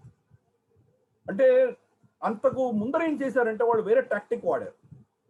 ప్రతి ఊరు దగ్గరికి వెళ్ళడము, డిస్ట్రిక్ట్ వెళ్ళడము, ఆ డిస్ట్రిక్ట్ లో ఉన్నటువంటి పెద్దలు ఎవరైతే ఉంటారో వాళ్ళకు చెప్పి గవర్నమెంట్ మిలిటరీ కావచ్చు, వాళ్ళ ఆఫీసర్లు కావచ్చు, సరెండర్ అవ్వమనండి, సరెండర్ అయితే మేము వాళ్ళని ఏమి చేయము, వాళ్ళు వదిలేస్తాము అని వాళ్ళ మీద ఒత్తిడి తీసుకొస్తే మంథనాలు చేసి యుద్ధం లేకుండానే చాలా ప్రాంతాల్లో కనీసం అంటే ఒక 35-40 డిస్ట్రిక్ట్స్ లో యుద్ధం లేకుండానే సరెండర్ అయిపోయారు. వాళ్ళు ఆయుధాలు ఇచ్చేసి వాళ్ళు రావడంతో వాళ్ళకి సేఫ్ ప్యాసేజ్, మీరు కాబూల్కి వెళ్తారా, కండహార్కి వెళ్తారా, ఎక్కడ వెళ్తారో మిమ్మల్ని హాని చేయము అని తాలిబాన్ వాళ్ళకి అష్యూరెన్స్ ఇవ్వడంతో అది జరిగింది. యాక్చువల్గా చాలా ప్రాంతాల్లో అలా జరిగింది. అదే నమ్ముకుని వీళ్ళు కూడా వచ్చారు. కానీ వీళ్ళని నిర్దాక్షిణ్యంగా వాళ్ళు చంపేయడం అన్నది జరిగింది. 22 మంది చనిపోయారు. దాంట్లో చనిపోయినటువంటి ఒక సోల్జరు ఆఫ్ఘాన్ నేషనల్ ఆర్మీకి సంబంధించిన one of the senior most officers యొక్క కొడుకు అతను. సో ఇది చాలా విషకరమైనటువంటి పరిస్థితి ఈరోజు వాళ్ళ ఆర్మీ, వాళ్ళ సైన్యం మీద ఈరోజు వచ్చింది. అది ఇంకొక చాలా నెగటివ్ ఆస్పెక్ట్ ఏమైందంటే, అక్కడ నార్త్ ఆఫ్ఘనిస్తాన్ ఏదైతే ఉన్నదో బడక్షాన్, తర్వాత వకాన్ కారిడోర్, ఈ ప్రాంతం అంతా పంజ్షీర్, ఈ ప్రాంతం అంతా కూడాను జనరల్ గా పష్తూన్స్ తక్కువ ఉంటారు అక్కడ. తాజిక్స్, ఉజ్బెక్స్ ఇటువంటి వాళ్ళ బార్డర్ ఉంది కాబట్టి తాజిక్స్, ఉజ్బెక్స్, హజారాస్ ఇటువంటి వాళ్ళు ఎక్కువ నివసిస్తారు అక్కడ. పోయినసారి తాలిబాన్ ప్రభుత్వంలోకి వచ్చినప్పుడు ఈ ప్రాంతం అంతా కూడాను తాలిబాన్ కంట్రోల్లోకి అసలు రాలేదు. తాలిబాన్ని ఓడించి ఈ ప్రాంతాన్ని తాలిబాన్ కంట్రోల్ రాకుండా ఆపినటువంటి వ్యక్తి అహ్మద్ షా మసూద్. అతని పేరు షేరే పంజ్షీర్ అని చెప్పి పిలిచేవాళ్ళు. మన 9/11 అటాక్ ఏదైతే జరిగిందో అమెరికా మీద, వరల్డ్ ట్రేడ్ సెంటర్ మీద అటాక్ జరిగేదానికి ఎగ్జాక్ట్ గా 2 రోజుల ముందర అతని మీద ఒక సూసైడ్ అటాక్ తోటి ఆయన చంపడం జరిగింది. ఈ నార్దర్న్ అలయన్స్ ని భారతదేశం సపోర్ట్ చేస్తుండింది. భారతదేశము, అలాగే రష్యా, అలాగే కొన్ని తాజికిస్తాన్ లాంటి సెంట్రల్ ఏషియన్ రిపబ్లిక్స్, ఇవన్నీ మనం నార్దర్న్ అలయన్స్ సపోర్ట్ చేసాం. అమెరికా తటస్థంగా ఉండింది. ఎప్పుడైతే వాళ్ళ దేశం మీద దాడి జరిగిందో అదే నార్దర్న్ అలయన్స్ కి అమెరికా మళ్ళీ సపోర్ట్ ఇచ్చి వాళ్ళ సహాయం తోటి వాళ్ళ ఆఫ్ఘనిస్తాన్ లో దూరగలిగింది అమెరికా. ఈ రోజు ఆ నార్దర్న్ అలయన్స్ ఆ పరిస్థితిలో లేదు. అహ్మద్ షా మసూద్ లాంటి గొప్ప నేత లేడు వాళ్ళకు. అప్పుడున్నటువంటి నేతల్లో ఉన్నటువంటి ఎవరైతే రషీద్ దోస్తం లాంటి వాళ్ళు ఉన్నారో వాళ్ళు పెద్దవాళ్ళు అయిపోయారు. నిజంగా అట్లాంటి యుద్ధ పటిమ అన్నది తగ్గిపోయింది వాళ్ళలో. ఎందుకంటే గత 20 ఏళ్ళు వాళ్ళు శాంతిని చెవి చూశారు కాబట్టి నిజంగా యుద్ధంలో గన్నులు పట్టుకొని, కలాష్నికోవ్లు పట్టుకొని యుద్ధం చేసేటువంటి ఆ కల్చర్ తగ్గిపోయింది అక్కడంతా. అందరూ కూడా చదువుల వెంట వెళ్ళి చదువుకొని మన క్రికెట్ చూసాము, చాలా మంది క్రికెటర్స్ మనకు ఐపీఎల్లో కూడా చాలా మంది క్రికెట్ ఆడుతున్నారు. భారతదేశం క్రికెట్ స్టేడియం కట్టించింది కాబూల్లో. సో ఇటువంటి ఒక శాంతి కామకులైనటువంటి జనాభా తయారైంది అక్కడ. ఎప్పుడైతే తాలిబాన్ వచ్చిందో వాళ్ళని ఎదుర్కొనే పరిస్థితి లేనటువంటి స్థితి మనం చూస్తున్నాం అక్కడ. నార్త్ ఆఫ్ఘనిస్తాన్ జనరల్ గా తాలిబాన్ లేనటువంటి ప్రాంతంలో ఫస్ట్ అటాక్ చేశారు. ఇప్పుడు ఆల్మోస్ట్ 60% 65% నార్త్ ఆఫ్ఘనిస్తాన్ అంతా కూడా తాలిబాన్ కబ్జాలోకి వెళ్ళిపోయింది. మేజర్ సిటీస్ ఇంకా వాళ్ళ కంట్రోల్లోకి వెళ్ళలేదు. బహుశా అమెరికా 5% కూడా తీసి వెళ్ళిపోయిన తర్వాత మేబీ ఆగస్ట్ 31 తర్వాత ఎప్పుడో వాటి మీద కూడా అటాక్స్ జరగబోతున్నాయి. ఎన్ని రోజులు ఈ ప్రభుత్వం దాన్ని ఆపగలదో మనం చూడాలి. ప్రభుత్వానికి కావాల్సిందంతా ఇందాక నేను చెప్పినట్టు ఎక్స్టర్నల్ సపోర్ట్ కావాలి, సైన్యం అక్కర్లేదు వాళ్ళకి. తాలిబాన్ ఏం చేసిందంటే, తాలిబాన్కు తర్వాత మన ప్రభుత్వ యంత్రాంగానికి ఉన్న మేజర్ తేడా ఏంటంటే, ప్రభుత్వ యంత్రాంగానికి ఎయిర్ సపోర్ట్ ఉన్నది, మనకు వాళ్ళకి ఎయిర్ ఫోర్స్ ఉన్నది. ఎయిర్ ఫోర్స్ తోటి వాళ్ళు వెళ్ళి తాలిబాన్ పొజిషన్స్ వాళ్ళు అటాక్ చేయొచ్చు. తాలిబాన్కి అటువంటి లగ్జరీ లేదు, వాళ్ళ దగ్గర ఎయిర్ క్రాఫ్ట్స్ లేవు. కాబట్టి ఎయిర్ పవర్ ఉన్నటువంటి ఈ ఎయిర్ ఫోర్స్ ని టార్గెట్ చేస్తూ గత వారం 10 రోజుల్లో 7 మంది ఎయిర్ ఫోర్స్ ఆఫీసర్ని తాలిబాన్ చంపేసింది. అంటే వాళ్ళకు ఉన్నదే తక్కువ మంది, ఉన్న 110-115 ఎయిర్ క్రాఫ్ట్స్ కి 300 మంది మాత్రమే సిబ్బంది ఉన్నారు. జనరల్ గా ఒక్కొక్క ఎయిర్ క్రాఫ్ట్ కి మనకు ఉన్నటువంటి సిబ్బంది పైలట్స్ కనీసం అంటే 4-5 పైలట్స్ ఉండాలి ఒక్కొక్క ఎయిర్ క్రాఫ్ట్ కి. ఎందుకంటే షిఫ్ట్స్ ఉంటాయి, తర్వాత ఎమర్జెన్సీస్ ఉంటాయి, ఒకరికి ఏమైనా ఆరోగ్యం బాగాలేకపోతే ఇంకొకరు రావడం. కనీసం అంటే ఒక్కొక్క ఫైటర్ ఎయిర్ క్రాఫ్ట్ కి 4 నుంచి 5 మినిమం అంటే మనకు అంతమంది పైలట్స్ ఉండాలి. ఇప్పుడు అంతమంది లేరు, వాళ్ళని టార్గెట్ చేస్తున్నారు. రెండవది, పాకిస్తాన్ డైరెక్ట్ గా ఇన్వాల్వ్ అయ్యి ఆఫ్ఘనిస్తాన్ గవర్నమెంట్ కి వార్నింగ్ ఇచ్చింది, మీ ఎయిర్ ఫోర్స్ మీరు వాడడానికి వీల్లేదు తాలిబాన్ మీద అని వార్నింగ్ ఇవ్వడం జరిగింది. ఒక సైడ్ ఏమో కాబుల్లో శాంతి ఉండాలి, అక్కడ తాలిబాన్ వచ్చి గొడవలు అయితే అంతర్కలహాలు అయితే కనుక పాకిస్తాన్లో మేము బాగా దెబ్బతింటాము, కాబట్టి మేము శాంతి కాముకులం అని చెప్పి అన్ని ఫోరమ్స్ లో వాళ్ళు చెప్తూ డైరెక్ట్ గా పాకిస్తాన్ ఈరోజు ఆఫ్ఘాన్ ఎయిర్ ఫోర్స్ కి వార్నింగ్ ఇచ్చింది. అంటే మీరు డైరెక్ట్ గా జోక్యం చేసుకుంటున్నారు. వాళ్ళ దేశంలో వాళ్ళు ఏం చేస్తారో మీకెందుకు, వాళ్ళ దేశంలో వాళ్ళ టెర్రరిస్ట్ వాళ్ళు ఎలా హ్యాండిల్ చేయాలో వాళ్ళకి వదిలేయండి, మీరెవరు చెప్పడానికి. పోనీ వీళ్ళ బిహేవియర్ ఏమైనా పారదర్శకంగా ఉందా పాకిస్తాన్ది అంటే, బలూచిస్తాన్లో మనకు మీకు గుర్తుండే ఉంటుంది 1971 పాకిస్తాన్ ఇండియా పాకిస్తాన్ భారతదేశంకి యుద్ధం అయినప్పుడు మనం బంగ్లాదేశ్ ఇచ్చాం, అందరికి తెలిసిన విషయమే. షిమ్లా అకార్డ్ ఏదైతే 72లో మనం షిమ్లా అకార్డ్ చేసుకుని శాంతియుతంగా పరిష్కరించుకుందామని చెప్పి ఇందిరాగాంధీ సంతకం పెట్టి ఆ షిమ్లా అకార్డ్ చేసిందో, ఆవిడకి కొన్ని నెలల్లోనే అర్థమైపోయింది నేను తప్పు చేశాను అని. ఇందిరాగాంధీకి అర్థమైంది, ఎందుకంటే నేను చేసిన దాంట్లో వాడికి ఏం ప్రెషర్ లేదు. వెళ్ళంగానే జుల్ఫికర్ అలీ భుట్టో భారతదేశానికి వ్యతిరేకంగా న్యూక్లియర్ బాంబ్ తయారు చేయడం, ఆ ప్రక్రియ మొదలుపెట్టి ఇవన్నీ చాలా జరిగినాయి. సో ఆవిడకి అర్థమైపోయింది నేను తప్పు చేశానని. ఇమ్మీడియట్ గా కరెక్ట్ చేసుకోవడానికి ఆవిడ బలూచిస్తాన్ కూడా వేరు చేయడానికి బలూచిస్తాన్ వేర్పాటువాదులకు ధనము మిగతా ఇతరత్ర సహాయం చేయడం మొదలుపెట్టింది ఇందిరాగాంధీ. దురదృష్టవశాత్తు 77లో ఎమర్జెన్సీ పెట్టి ఇంటర్నల్ గా ఆవిడకి ప్రాబ్లమ్స్ రావడంతో దాన్ని విస్మరించడం మెల్లిమెల్లిగా. అయినా కానీ ఫండింగ్ అయితే ఉంది. కానీ 77లో జనతా పార్టీ ప్రభుత్వం వచ్చిన తర్వాత, మొరార్జీ దేశాయ్ ప్రభుత్వం వచ్చిన తర్వాత వాళ్లకు ఉన్నటువంటి ఫండింగ్ కంప్లీట్ గా భారతదేశం విత్డ్రా చేయడం అనేది మనం చూసాం. ఎప్పుడైతే విత్డ్రా చేశారో, భారతదేశం నుంచి ఫండింగ్ రాలేదో వాళ్లకు, ఇమ్మీడియట్ గా పాకిస్తాన్ వాళ్ళకు ఉన్నటువంటి ఎయిర్ క్రాఫ్ట్స్ ఏవైతే ఉన్నాయో, అమెరికా నుంచి సప్లై చేసినటువంటి లేటెస్ట్ ఎయిర్ క్రాఫ్ట్స్ తీసుకొని వెళ్ళి బలూచిస్తాన్ లో ఉన్నటువంటి వాళ్ళ స్థావరాలన్నింటి మీద బొంబార్డ్మెంట్ చేసి వాళ్ళని ఊచకోత కోసి చంపారు. ఒక మారణ హోమం చేశారు, నరసంహారం చేశారు వాళ్ళు అక్కడ. అటువంటి పాకిస్తాను వాళ్ళ సొంత ప్రజల మీద ఎయిర్ క్రాఫ్ట్స్ ను వాడుకొని చంపినటువంటి చరిత్ర ఉన్న పాకిస్తాన్ ఈ రోజు ఆఫ్ఘనిస్తాన్కి లెక్చర్ ఇస్తున్నది, మీరు వాళ్ళని చంపడానికి వీల్లేదని. సో మనం దాన్ని అర్థం చేసుకోవచ్చు ఎటువంటి పరిస్థితిలో ఉంది. బయట చెప్పేది వేరే, చెప్పేవి శ్రీరంగ నీతులు, వెళ్ళేది ఎక్కడో అని మనకు సామెత కూడా ఉన్నది తెలుగులో. ఈరోజు పాకిస్తాన్ ఎగ్జాక్ట్గా అదే చేస్తున్నది. మనకి ఇన్ఫాక్ట్ సోషల్ మీడియాలో మనకు వీడియోస్, ఫోటోస్, ఎవిడెన్స్ వస్తున్నది. వీళ్ళ ఆర్మమెంట్ ఫ్యాక్టరీ అంటే వీళ్ళు గన్స్, మెషినరీ, బుల్లెట్స్, గ్రనేడ్స్ తయారు చేస్తున్న ఫ్యాక్టరీ నుంచి ట్రక్ లోడ్స్ అన్ని కూడా ఆఫ్ఘనిస్తాన్ బోర్డర్కి వెళ్తూ ఫోటోలు, వీడియోలు చాలా మంది పెట్టారు. ఆఫ్ఘాన్ తాలిబాన్ కి కంప్లీట్ గా పాకిస్తానే ఈ రోజు సపోర్ట్ చేస్తున్నది. మొత్తం ఇంధనము వాళ్ళకు, డీజిల్, వాళ్ళకి ల్యాండ్ లాక్డ్ కంట్రీ, వాళ్ళకి ఎక్కడికి వెళ్ళాలన్నా వాళ్ళకి బయట నుంచి తెచ్చుకోవాల్సిందే. కాబట్టి పాకిస్తాన్ నుంచే వెళ్తుంది. పాకిస్తాన్ వాళ్ళకి ఇంధనము, ఆయుధాలు, తర్వాత ఇంకా ఫోటోలు వచ్చినాయి. యాక్చువల్గా మీరు చూడొచ్చు దీంట్లో సోషల్ మీడియాలో, యుద్ధంలో దెబ్బలు తగిలినటువంటి వాళ్ళని పెషావర్లో, క్వెట్టాలో తీసుకొచ్చే వాళ్లకు వైద్య చికిత్స కూడా చేస్తోంది Pakistan. So Pakistan directly involved Afghan ప్రభుత్వానికి వ్యతిరేకంగా వాళ్ళు చేస్తున్నారు. సో దీన్నే అష్రఫ్ ఘనీ వాళ్ళ ప్రెసిడెంట్ ఎవరైతే ఉన్నారో దీనికి సంబంధించి ఆయన స్టేట్మెంట్ ఇవ్వడం జరిగింది. తాలిబాన్ వచ్చేసి పాకిస్తాన్ యొక్క తొత్తు, పాకిస్తానే మాకు పెద్ద ప్రాబ్లము, పాకిస్తాన్ ఒక జోక్యం లేకపోతే కనుక మేము హ్యాండిల్ చేసుకోగలము, పాకిస్తాన్ తోటి మాకు చాలా ఇబ్బందులు వస్తున్నాయని ఆయన ఓపెన్ గా చెప్పడం జరిగింది. ఆయన చెప్పిన స్టేట్మెంట్ ని అఫ్ కోర్స్ వీళ్ళు ఖండించడం ఇది చాలా చూసాం మనం అది. కానీ దాంట్లో చాలా సత్యం ఉన్నది. అక్కడ పాకిస్తాన్ జోక్యం లేకపోతే మాత్రం ఆఫ్ఘనిస్తాన్ సైన్యం తాలిబాన్ తట్టుకునేటువంటి స్తోమత వాళ్ళకుంది.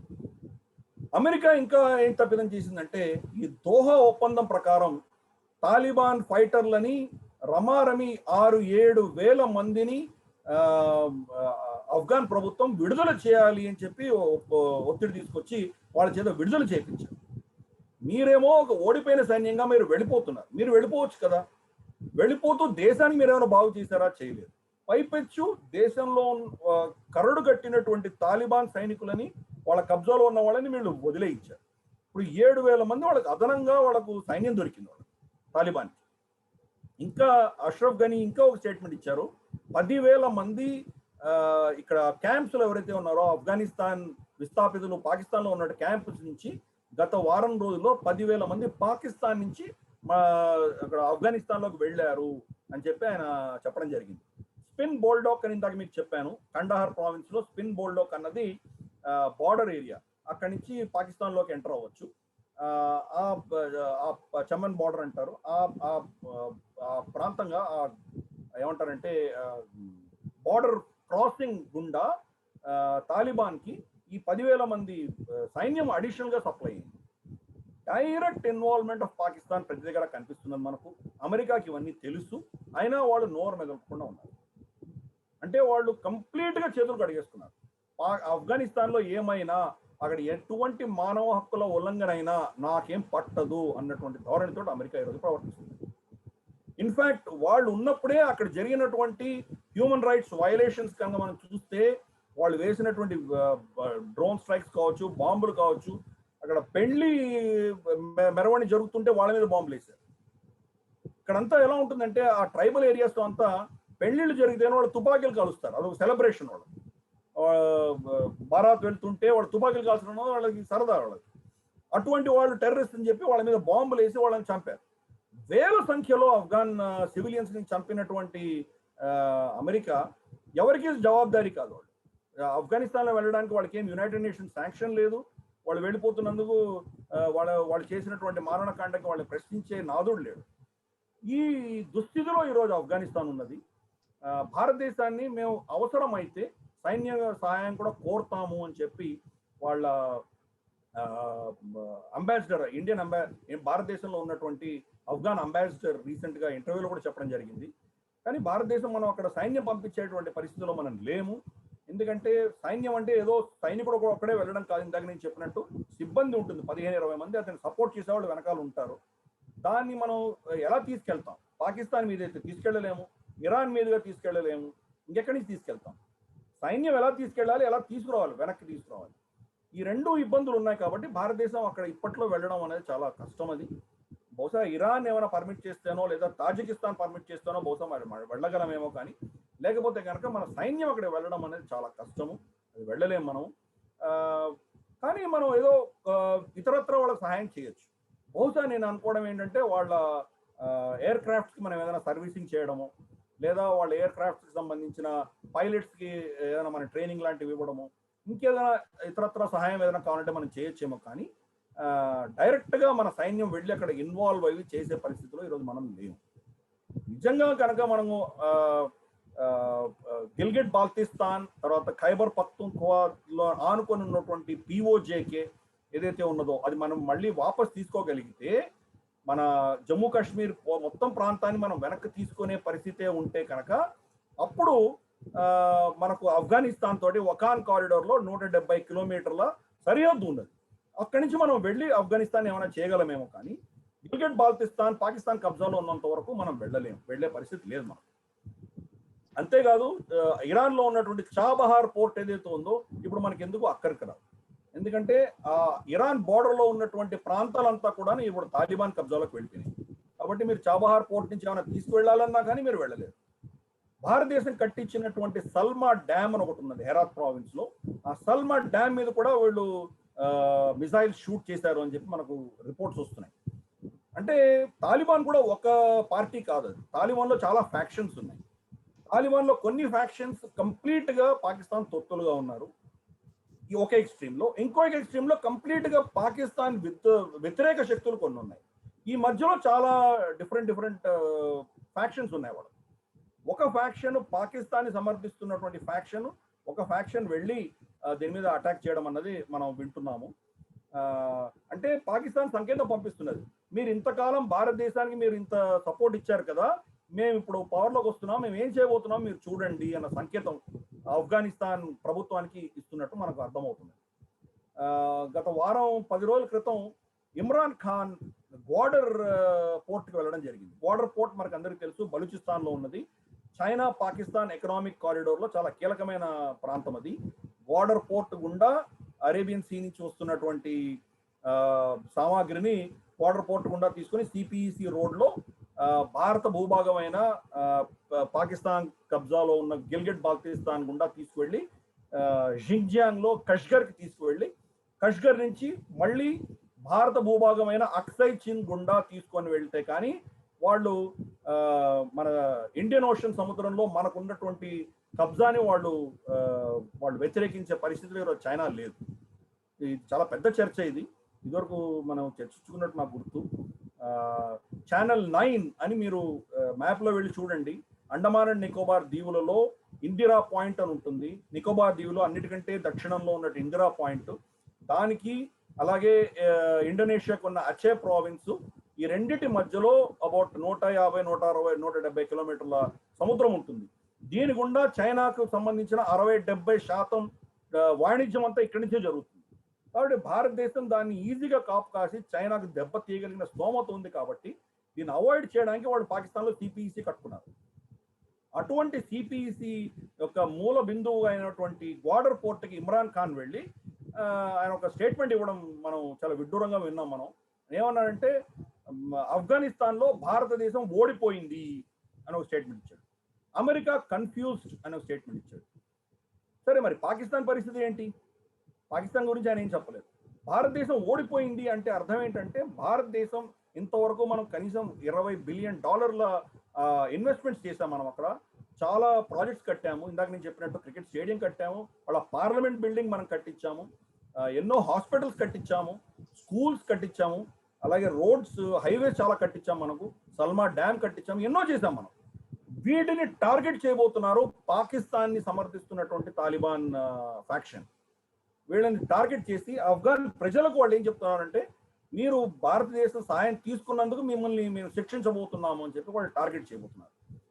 దానికి మనం భారతదేశం కూడా దౌత్యపరంగా ఏం చేయగలమో అని మొదలు పెట్టాం. మనం ఇంతవరకు తాలిబాన్ ఎప్పుడు మాట్లాడలేదు. అటువంటిది తాలిబాన్ లో కంప్లీట్ గా పాకిస్తాన్ తొత్తులు కానటువంటి మిగతా వర్గాలతోటి కూడా మాట్లాడడం అన్నది, చర్చించడం అన్న కార్యక్రమం మనం మొదటిసారి మొదలు పెట్టాం. మనము ఆఫ్ఘనిస్తాన్ లో ఉన్న అన్ని సెక్షన్స్ తోటి కూడా మాట్లాడే ప్రయత్నం చేస్తున్నాం. ఈ రోజు యాక్చువల్ గా జయశంకర్ మన విదేశాంగ మంత్రి ఎవరైతే ఉన్నారో ఆయన ఉజ్బెకిస్తాన్, కజాఖ్స్తాన్, ఉజ్బెకిస్తాన్, తాజికిస్తాన్ ఈ రెండింటికి వెళ్ళి తిరిగి వస్తున్నారు ఆయన. తాష్కెంట్ అలాగే దుషాన్బే 2 ప్రాంతాలకు వెళ్ళారు ఆయన. అమెరికన్, తర్వాత తాజిక్ అండ్ ఉజ్బెక్, ఆఫ్ఘనిస్తాన్ వీళ్ళందరి యొక్క నేతలతో ఆయన చర్చించి తాలిబాన్ టేక్ ఓవర్ అయితే ఎలా మనం ప్రవర్తించాలి అని చర్చించడానికి ఆయన వెళ్ళడం మనం చూసాం. మనం కొన్ని కీలకమైన స్టేట్మెంట్స్ ఇచ్చారు ఆయన. ఒక స్టేట్మెంట్ ఏమి ఇచ్చారంటే ఈ future is not the past అని ఒక స్టేట్మెంట్ ఇచ్చారు. అంటే రాబోయే రోజులు గతంలో ఉండకూడదు అని స్టేట్మెంట్ ఇచ్చారు. తాలిబాన్ మాత్రం ఎగ్జాక్ట్ గా 20 ఏళ్ల క్రితం ఎలా ఉన్నదో ఇప్పుడు అలాగే ఉన్నది. వాళ్ళ దృక్పథంలో కానీ వాళ్ళ నడవడికలో కానీ ఎటువంటి మార్పు లేదు. కాబట్టి అటువంటి రోజులకు మళ్ళీ తిరిగి వెళ్ళకూడదు అన్నది మొదటిది ఆయన చెప్పింది. రెండవది ఏం చెప్పారంటే డెవలప్మెంట్ పనులు ఏవైతే జరుగుతున్నాయో ఆఫ్ఘనిస్తాన్లో దానికి ఆటంకం కలిగించరాదు. డెవలప్మెంట్ పనులు సాగాలి, ఎందుకంటే వాళ్ళు అక్కడ ఉన్నటువంటి ప్రజలకు ఉపయోగపడుతుంది కాబట్టి. రెండవది ఆయన చెప్పింది. మూడవది ఏం చెప్పారంటే వాళ్ళని అప్పుల ఊబిలో దించరాదు, వాళ్ళ దగ్గర అంత ధనం లేదు కాబట్టి వాళ్ళని అప్పుల ఊబిలో దించరాదు. ఈ స్టేట్మెంట్ డైరెక్ట్ గా చైనాని అటాక్ చేస్తున్నట్టే మనం అర్థం చేసుకోవాలి. చైనా ఏ దేశానికి పోయినా వాళ్ళు వాళ్ళ అప్పుల ఊబిలో దించి వాళ్ళ సార్వభౌమత్వాన్ని కొంత వాళ్ళకి హస్తగతం చేసుకునేటువంటి ప్రయత్నం వాళ్ళు చేశారు. మా శ్రీలంకలో చూసాము, హంబన్ తోట చేశారు. అలాగే కొలంబో పోర్ట్లో ప్రభుత్వం కాన్స్టిట్యూషనల్ అమెండ్మెంట్ తీసుకొచ్చి కొలంబో పోర్ట్లో చైనీస్ యువాన్ కరెన్సీ అక్కడ వ్యాలిడ్ కరెన్సీ కింద వాళ్ళు దాన్ని డిక్లేర్ చేశారు. అలాగే కొలంబో పోర్ట్ ప్రాంగణంలో మీరు శ్రీలంకన్ సిటిజన్ వెళ్ళాలన్నా చైనా పర్మిషన్ తీసుకొని వెళ్ళాలి. లిటరల్ గా ఇటువంటి ప్రాంతాలన్నీ చైనాకు హస్తగతం చేసింది. సరే పాకిస్తాన్ తెలిసిందే, గోడర్ నుంచి గిల్గిట్ బాల్టిస్తాన్ దాకా అంతా దానికి హస్తగతం చేశారు వాళ్ళు. కాబట్టి జయశంకర్ గారు చెప్పిన దాంట్లో అప్పుల ఊబిలో దించరాదు, వారి సార్వభౌమత్వాన్ని మనం గౌరవించాలి అని ఈ కీలకమైన స్టేట్మెంట్స్ ఆయన ఇవ్వడం జరిగింది. దీని ఆధారంగా మేము ఏదైనా చర్చించడానికి సిద్ధంగా ఉన్నాము అని చెప్పడం జరిగింది. మొత్తానికి కీలకంగా ఇప్పుడు జరుగుతున్నటువంటి పరిణామాలన్నీ ఇవి. రాబోయే రోజుల్లో దాన్ని భారతదేశం ఎలా స్పందిస్తుంది అని మనం చూడాలి. పాకిస్తాన్ మాత్రం బహుశా డైరెక్ట్ గా ఇన్వాల్వ్ అవుతూ ఉంటే కనుక భారతదేశం మాత్రం ఊరుకునేటువంటి పరిస్థితి ఉందా లేదా అని మనం సీరియస్ గా ఆలోచించాలి. కానీ మనం చేయగలిగింది కూడా చాలా తక్కువే. మనం ఎలా చేయొచ్చు అన్నది కూడా మిగతా దేశాలతోటి మనం చర్చించి దాన్ని ఏదో డిసైడ్ చేయాలి. అమెరికా అక్కడ స్థావరాలు కావాలి అని అడిగింది, అంటే కనీసం ఎయిర్ ఫోర్స్ బేస్ కావాలి అని అడిగితే కనుక ఇమ్రాన్ ఖాన్ పార్లమెంట్ సాక్షిగా ససేమర ఇవ్వను నేను అనే స్టేట్మెంట్ ఇవ్వడం జరిగింది. దానికి కొద్ది రోజుల ముందరే కమర్ జావేద్ బాజ్వా వాళ్ళ ఆర్మీ చీఫ్ వచ్చి ఇస్తున్నాం అమెరికాకి ఇచ్చేస్తాం మేము అని అన్నాడు ఆయన. అంటే జావేద్ బాజ్వాకిను తర్వాత ఇమ్రాన్ ఖాన్ కి మధ్యలో ఎంత డిఫరెన్సెస్ ఉన్నాయో మనకు అర్థమవుతున్నాయి. జియో పాలిటిక్స్ నుంచి జియో ఎకనామిక్స్ కి వెళ్తున్నాం మేము అని చెప్పి కమర్ జావేద్ బాజ్వా స్టేట్మెంట్ ఇచ్చారు ఒక నెల క్రితం. అంటే దాని అర్థం ఏంటంటే భారతదేశంతో మనం వాణిజ్యం ఓపెన్ చేస్తున్నామని. జియో ఎకనామిక్స్ అంటే భారతదేశంతో వాణిజ్యం చేస్తేనే పాకిస్తాన్కి ఏమైనా ఉనికి ఉంది. దానికి భిన్నంగా ట్రేడ్ మళ్ళీ బ్యాన్ చేసి ఆర్టికల్ 370ని పునఃస్థాపించకపోతే మేము భారతదేశంతో ఎటువంటి రిలేషన్స్ పెట్టుకోము అని చెప్పి ఇమ్రాన్ ఖాన్ మళ్ళీ స్టేట్మెంట్ ఇవ్వడం జరిగింది. ఇదంతా అక్కడ మనకి ఏం కనిపిస్తుంది అంటే ఇమ్రాన్ ఖాన్ ఒక మ్యాక్సిమలిస్ట్ పొజిషన్, అంటే ఒక ఎక్స్ట్రీమ్ పొజిషన్ తీసుకుంటే కనుక ఆయన్ని రేపో మాపో బర్తరఫ్ చేసేటువంటి సూచనలు మనకు కనిపిస్తున్నాయి. ఆయన బర్తరఫ్ అయిపోతే కనుక తర్వాత ఏ ప్రైమ్ మినిస్టర్ వచ్చినా కానీ చూడు ఆర్టికల్ 370 అపోజ్ చేసిన వాడిని, నువ్వు భారతదేశం తొత్తుగా ఉన్నావు, నువ్వు భారతదేశం రా ఏజెంట్ అని చెప్పి తిట్టచ్చు. అందుకనే ఆయన తయారవుతున్నాడు. అదే ఆఫ్ఘనిస్తాన్కి సంబంధించి కూడా అదే స్టేట్మెంట్ ఆయన ఇవ్వడం మొదలుపెట్టాడు. సో ఇదంతా కూడా అక్కడ మనకు రాబోయే రోజుల్లో ఈ ప్రాంతం అంతా కూడాను అల్లకల్లోలంగా అయ్యేటువంటి సూచనలే మనకు కనిపిస్తున్నాయి. దీనివల్ల మనకు స్పిల్ఓవర్ లేకుండా ఉంటుంది అనుకుంటే మన మూర్ఖత్వం అది. సరే, మనం ఆర్టికల్ 370 తీసేసిన తర్వాత మనం చాలా పటిష్టంగా జమ్మూ కాశ్మీర్లో మన కంట్రోల్ తీసుకోగలుగుతున్నాము. ఇన్ఫ్యాక్ట్ ఈ రోజు పొద్దున కుల్గాంలో కాత్యాయని మాతా మందిరంలో యజ్ఞము హవనం చేసి రమారమి 500 మంది కాశ్మీరీ పండితులు, కుల్గాం అనేది టెర్రరిజం కి హాట్ బెడ్, అక్కడ ఈరోజు వాళ్ళందరూ పూజ చేసుకుంటున్నారు. దాని ఫోటోలు వీడియోలు అన్ని ఫేస్బుక్ లో వచ్చాయి. నేను దాన్ని లైక్ చేశాను, మీరు కూడా చూడవచ్చు ఫేస్బుక్ లో. ఈ రోజు జరుగుతున్నది అంటే శాంతి నెలకొంటున్నది ఈ ప్రాంతంలో. అలాగే ఆఫ్ఘనిస్తాన్ లో శాంతి నెలకొన్నది. అటువంటి ప్రాంతాలని మళ్ళీ అల్లకల్లోలంలో దిశగా తీసుకెళ్లేటువంటి ప్రక్రియ అన్నది జరుగుతున్నది. కాబట్టి ఈ శాంతి ఎంతకాలం ఉంటుందో మనం వేచి చూడాలి. మనం ఇంకొక దురదృష్టకరమైన డెవలప్మెంట్ మనం ఏం చూస్తున్నామంటే, ఏ ప్రాంతాలైతే తాలిబాన్ కబ్జాలో తీసుకుందో ఆ ప్రాంతాల్లో అక్కడ ఉన్నటువంటి మౌలవీలు, అంటే మస్జిద్ లో ఉన్నటువంటి మౌలవీలకు వాళ్ళు ఒక లెటర్ రాశారు. ఆ లెటర్లో ఏం చెప్పారంటే 15 ఏళ్లకు పైబడినటువంటి అమ్మాయిలు, 45 ఏళ్ల కంటే తక్కువ వయసులో ఉన్నటువంటి విడోస్, ఎవరైతే భర్త చనిపోయినటువంటి వాళ్ళు ఉన్నారో వాళ్ళు, ఆ స్త్రీల యొక్క జాబితా లిస్టుని మాకు సమర్పించండి అని వాళ్ళకు ఆర్డర్ ఇవ్వడం జరిగింది. ఈ స్త్రీలందరినీ తాలిబాన్ ఫైటర్లకి వాళ్ళు ఫోర్స్ఫుల్ గా వాళ్ళకి పెళ్లిళ్ళు చేసేటువంటి ప్రక్రియలో వాళ్ళు డెసిషన్ లో ఉన్నారు. వాళ్ళు అంటే వాళ్ళ పంతాలో ఎటువంటి మార్పు లేదు. అక్కడ గత 20 ఏళ్లలో స్త్రీలు అమ్మాయిలు చదువుకుని వాళ్ళు డాక్టర్లై ఇంజనీర్లై ప్రభుత్వ రంగంలో కూడా పనిచేస్తూ చాలా ముందస్తుగా వాళ్ళు వెళ్తున్నటువంటి నేపథ్యంలో స్త్రీలను మళ్ళీ 7వ శతాబ్దం 8వ శతాబ్దంలో ఉన్నటువంటి ఒక ఎడారి సంస్కృతిలోకి పడేసేటువంటి ప్రక్రియ వాళ్ళ కబ్జాలో ఉన్న ప్రాంతాల్లో ఆల్రెడీ మొదలు పెట్టారు. కాబట్టి మనం ఇక్కడంతా జార్జ్ బుష్ చెప్పినట్లు అక్కడ మన స్త్రీల పట్ల జరగబోతున్నటువంటి ఘాతకాలని మనం చూడబోతున్నాము. అదొక దౌర్భాగ్యమైన పరిస్థితి అక్కడ రాబోతున్నది. ఒకప్పుడు మన భూభాగమైనటువంటి భారత ఖండంలో ఇటువంటి అరాచకం జరుగుతున్నప్పుడు దీని గురించి తెలుసుకొని దీని గురించి స్పందించి మనం ఏం చేయగలం, మన అక్కడ యుద్ధం చేయకపోవచ్చు, కానీ కనీసం అవగాహన అనేది మనకు ఉండాలి. నలుగురికి చెప్పి దానికి వ్యతిరేకంగా మనం ఒక పబ్లిక్ ఒపీనియన్ బిల్డ్ చేయగలిగేటువంటి పరిస్థితి మనలో ఉండాలి. వీలైన వాళ్ళు చేయగలిగిన వాళ్ళు భగవంతుని ప్రార్థించి వాళ్ళని శాంతిగా వాళ్ళకు రక్షణ కల్పించడానికి కోరడం అన్నది చేయడము. ఇది ఒక భారతీయుడిగా ఒక సనాతనుడిగా మన ధర్మము.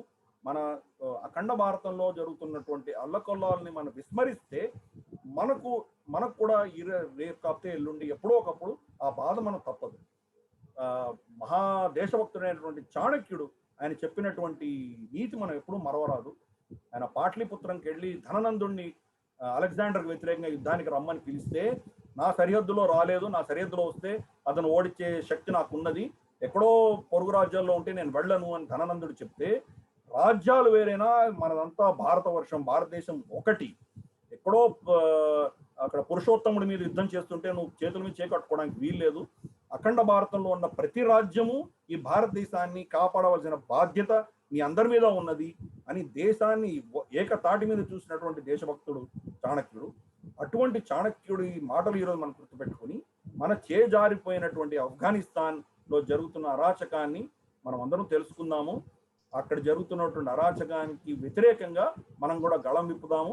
మన చేతనైనంత మనం చేద్దాం. ధన్యవాదాలండి గిరిధర్మూడి గారు. చాలా అద్భుతమైన విషయాలు, ఎన్నో తెలియని విషయాలు చెప్పారు. నిజంగా గత 20 సంవత్సరాలుగా రాజ్యమేలుతూ దొంగల్లాగా అమెరికన్ వాళ్ళు వెళ్ళిపోవడం అనే దానికి కారణం ఏమిటో ఇప్పటి వరకు తెలియదు. మరి దోహా ఒప్పందం ఏమిటి అనేది కూడా, అంత భయంకరంగా దోహా ఒప్పందం ఎందుకు జరిగిందో కూడా తెలియదు. కానీ జో బైడెన్ కొద్దిగా ఏదో అమెరికాను ఉద్ధరిస్తాడు అనుకుంటే 11th సెప్టెంబర్ అనేది ఎంత సిగ్గుచేటు అంటే బయట ఉన్న మనకే అంత ఘోరం అనిపిస్తుంది. మరి వాళ్ళు ఏ విధంగా దాన్ని డైజెస్ట్ చేసుకుంటారో కూడా తెలియట్లేదు. ఇంత అవమానకరంగా వాళ్ళు ఎందుకు ఆ డిసిషన్ తీసుకున్నారో కూడా ఇప్పటికీ అంతుపట్టిన విషయమే. దీని వెనుక కూడా ఏదైనా స్ట్రాటజీ ఉందా, లేకపోతే ఇంటర్నేషనల్ గా కుట్ర ఏమైనా జరుగుతుందా అనేది కూడా మనం ఆలోచించాల్సిన విషయమే.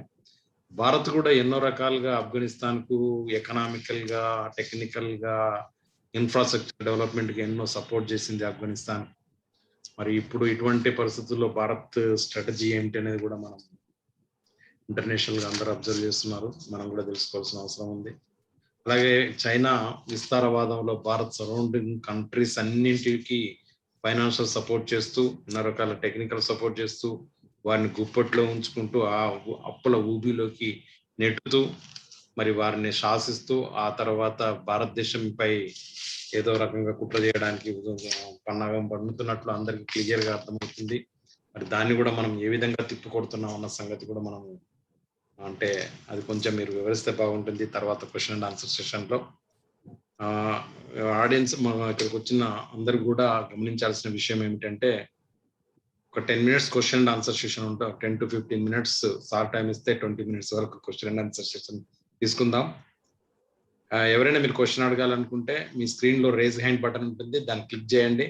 క్లిక్ చేసినట్లయితే మీరు క్వశ్చన్ అండ్ ఆన్సర్ సెషన్ లో సార్తో డైరెక్ట్ మాట్లాడేయడానికి పాసిబిలిటీ ఉంటుంది. ఈ లోపల అంటే మనము ఆ విషయం తెలుసుకుంటూ డాక్టర్ ఎల్ రాజభాస్కర్ రెడ్డి గారు ఒక 2 నిమిషాలు మాట్లాడాల్సిందిగా మన ప్రజ్ఞాభారతి గవర్నింగ్ కౌన్సిల్ మెంబర్ మాట్లాడాల్సిందిగా కోరుతున్నాం. ఐ రిక్వెస్ట్ రాజభాస్కర్ రెడ్డి గారు.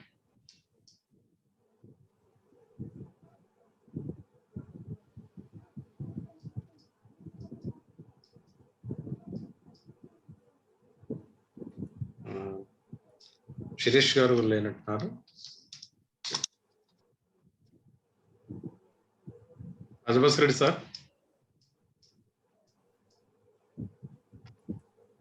Okay, direct question and answer సెషన్కి వెళ్దాం. రాము గారు, మీరు వీడియో ఆడియో అన్మ్యూట్ చేయాలి.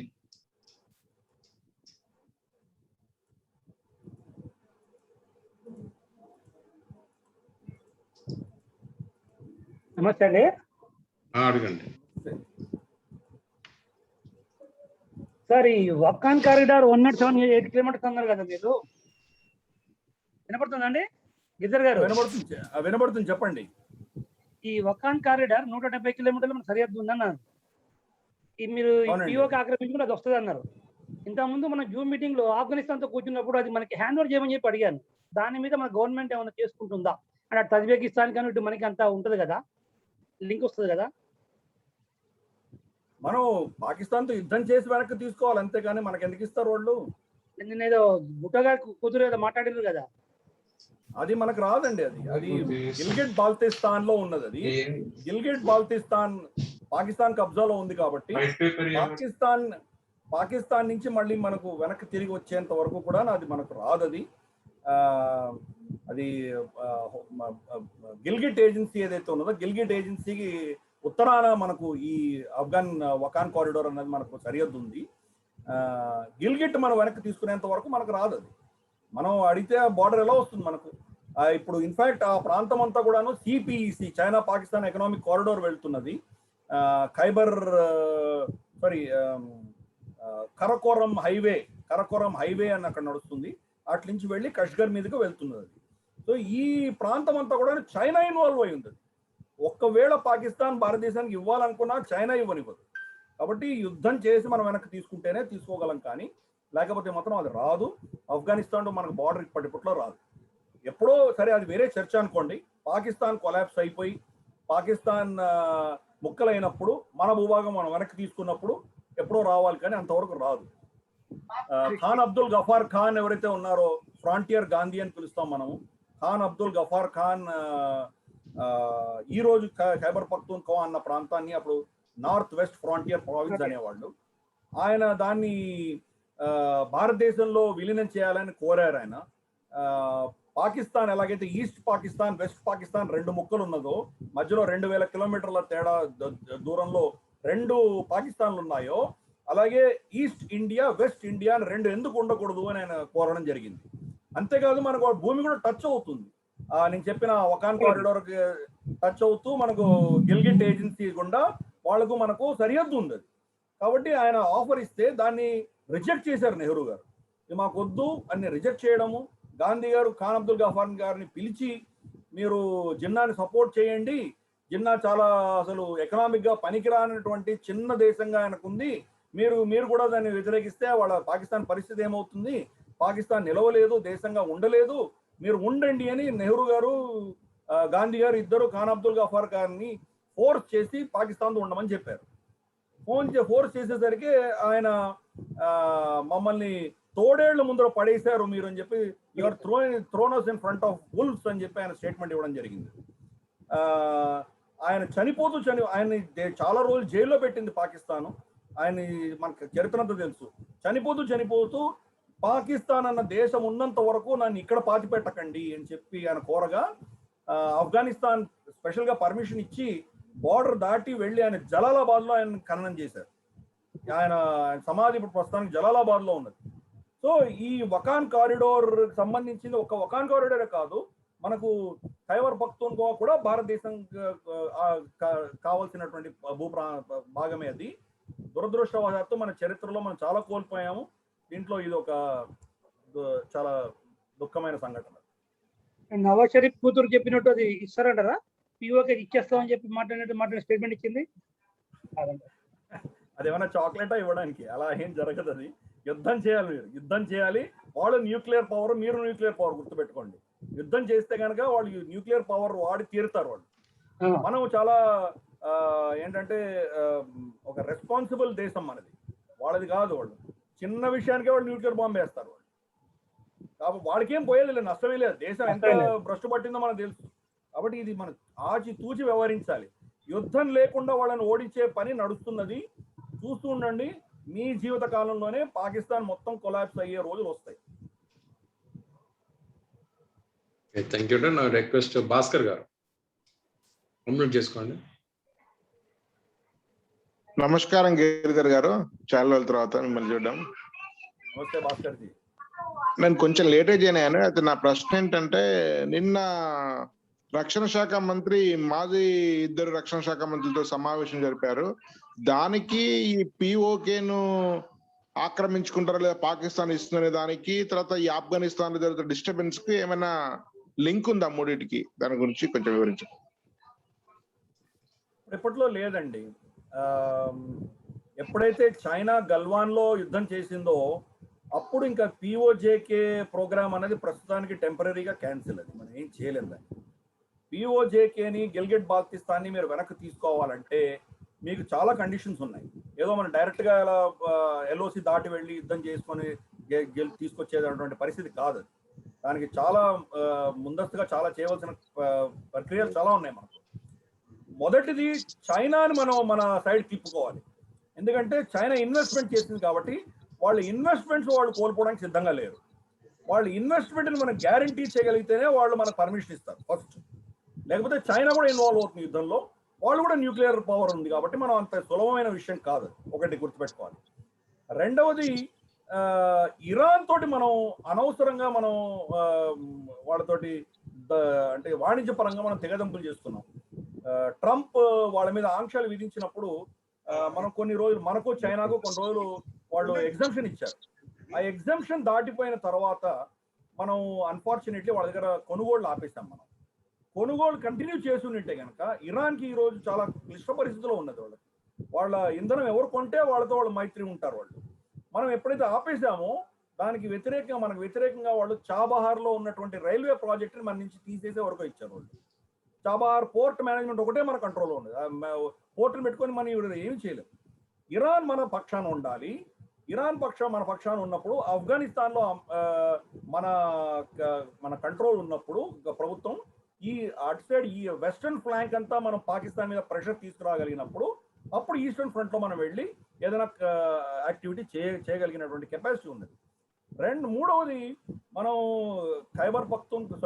గిల్గిట్ బాల్టిస్తాన్ అలాగే పిఓజేకేలో అంతర్కలహాలు సృష్టించారు.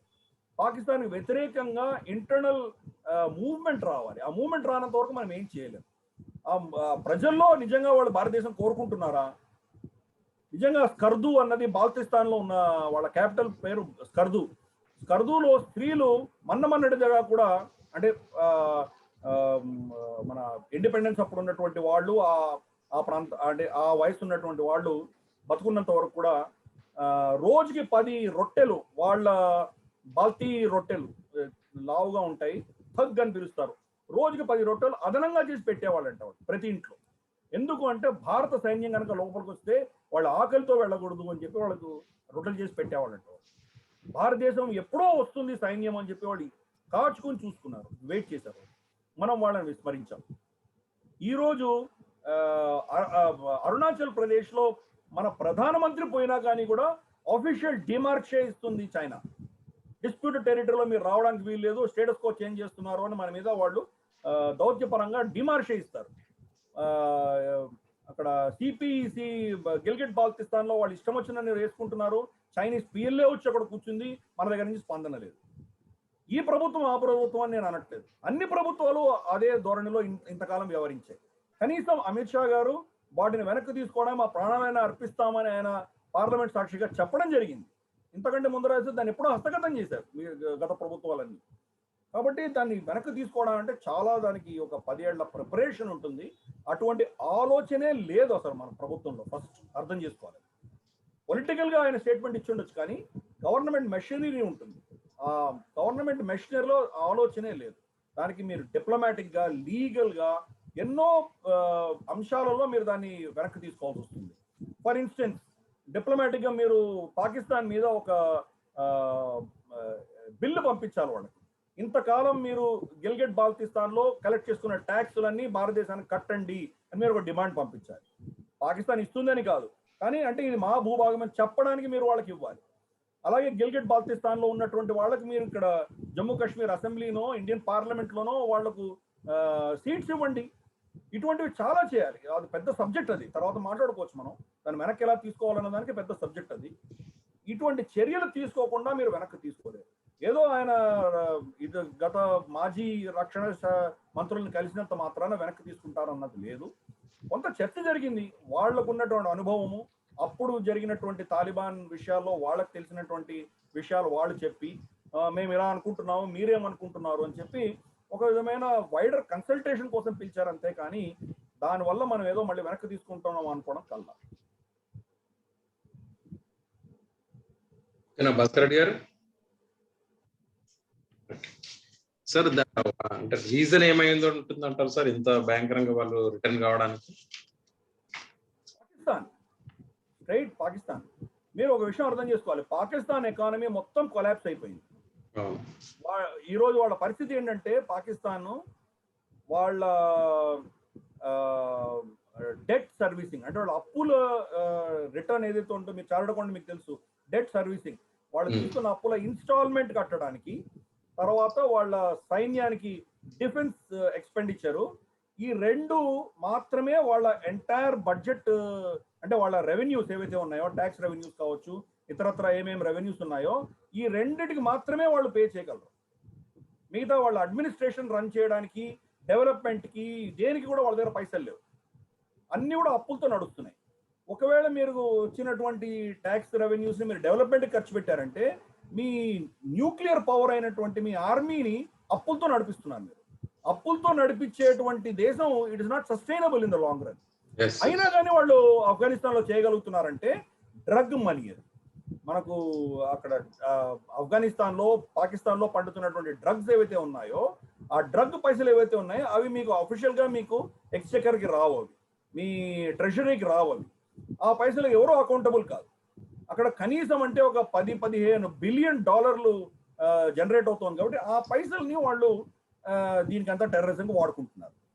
తాలిబాన్కి వాళ్ళకి వచ్చే రెవెన్యూలో మెజారిటీ డ్రగ్ రెవెన్యూ అయినా కానీ కూడా అది కాకుండా కూడా రెవెన్యూ వస్తుంది. ఎక్కడి నుంచి వస్తుంది అని చూస్తే కనుక పాకిస్తాన్ ఇస్తున్నది.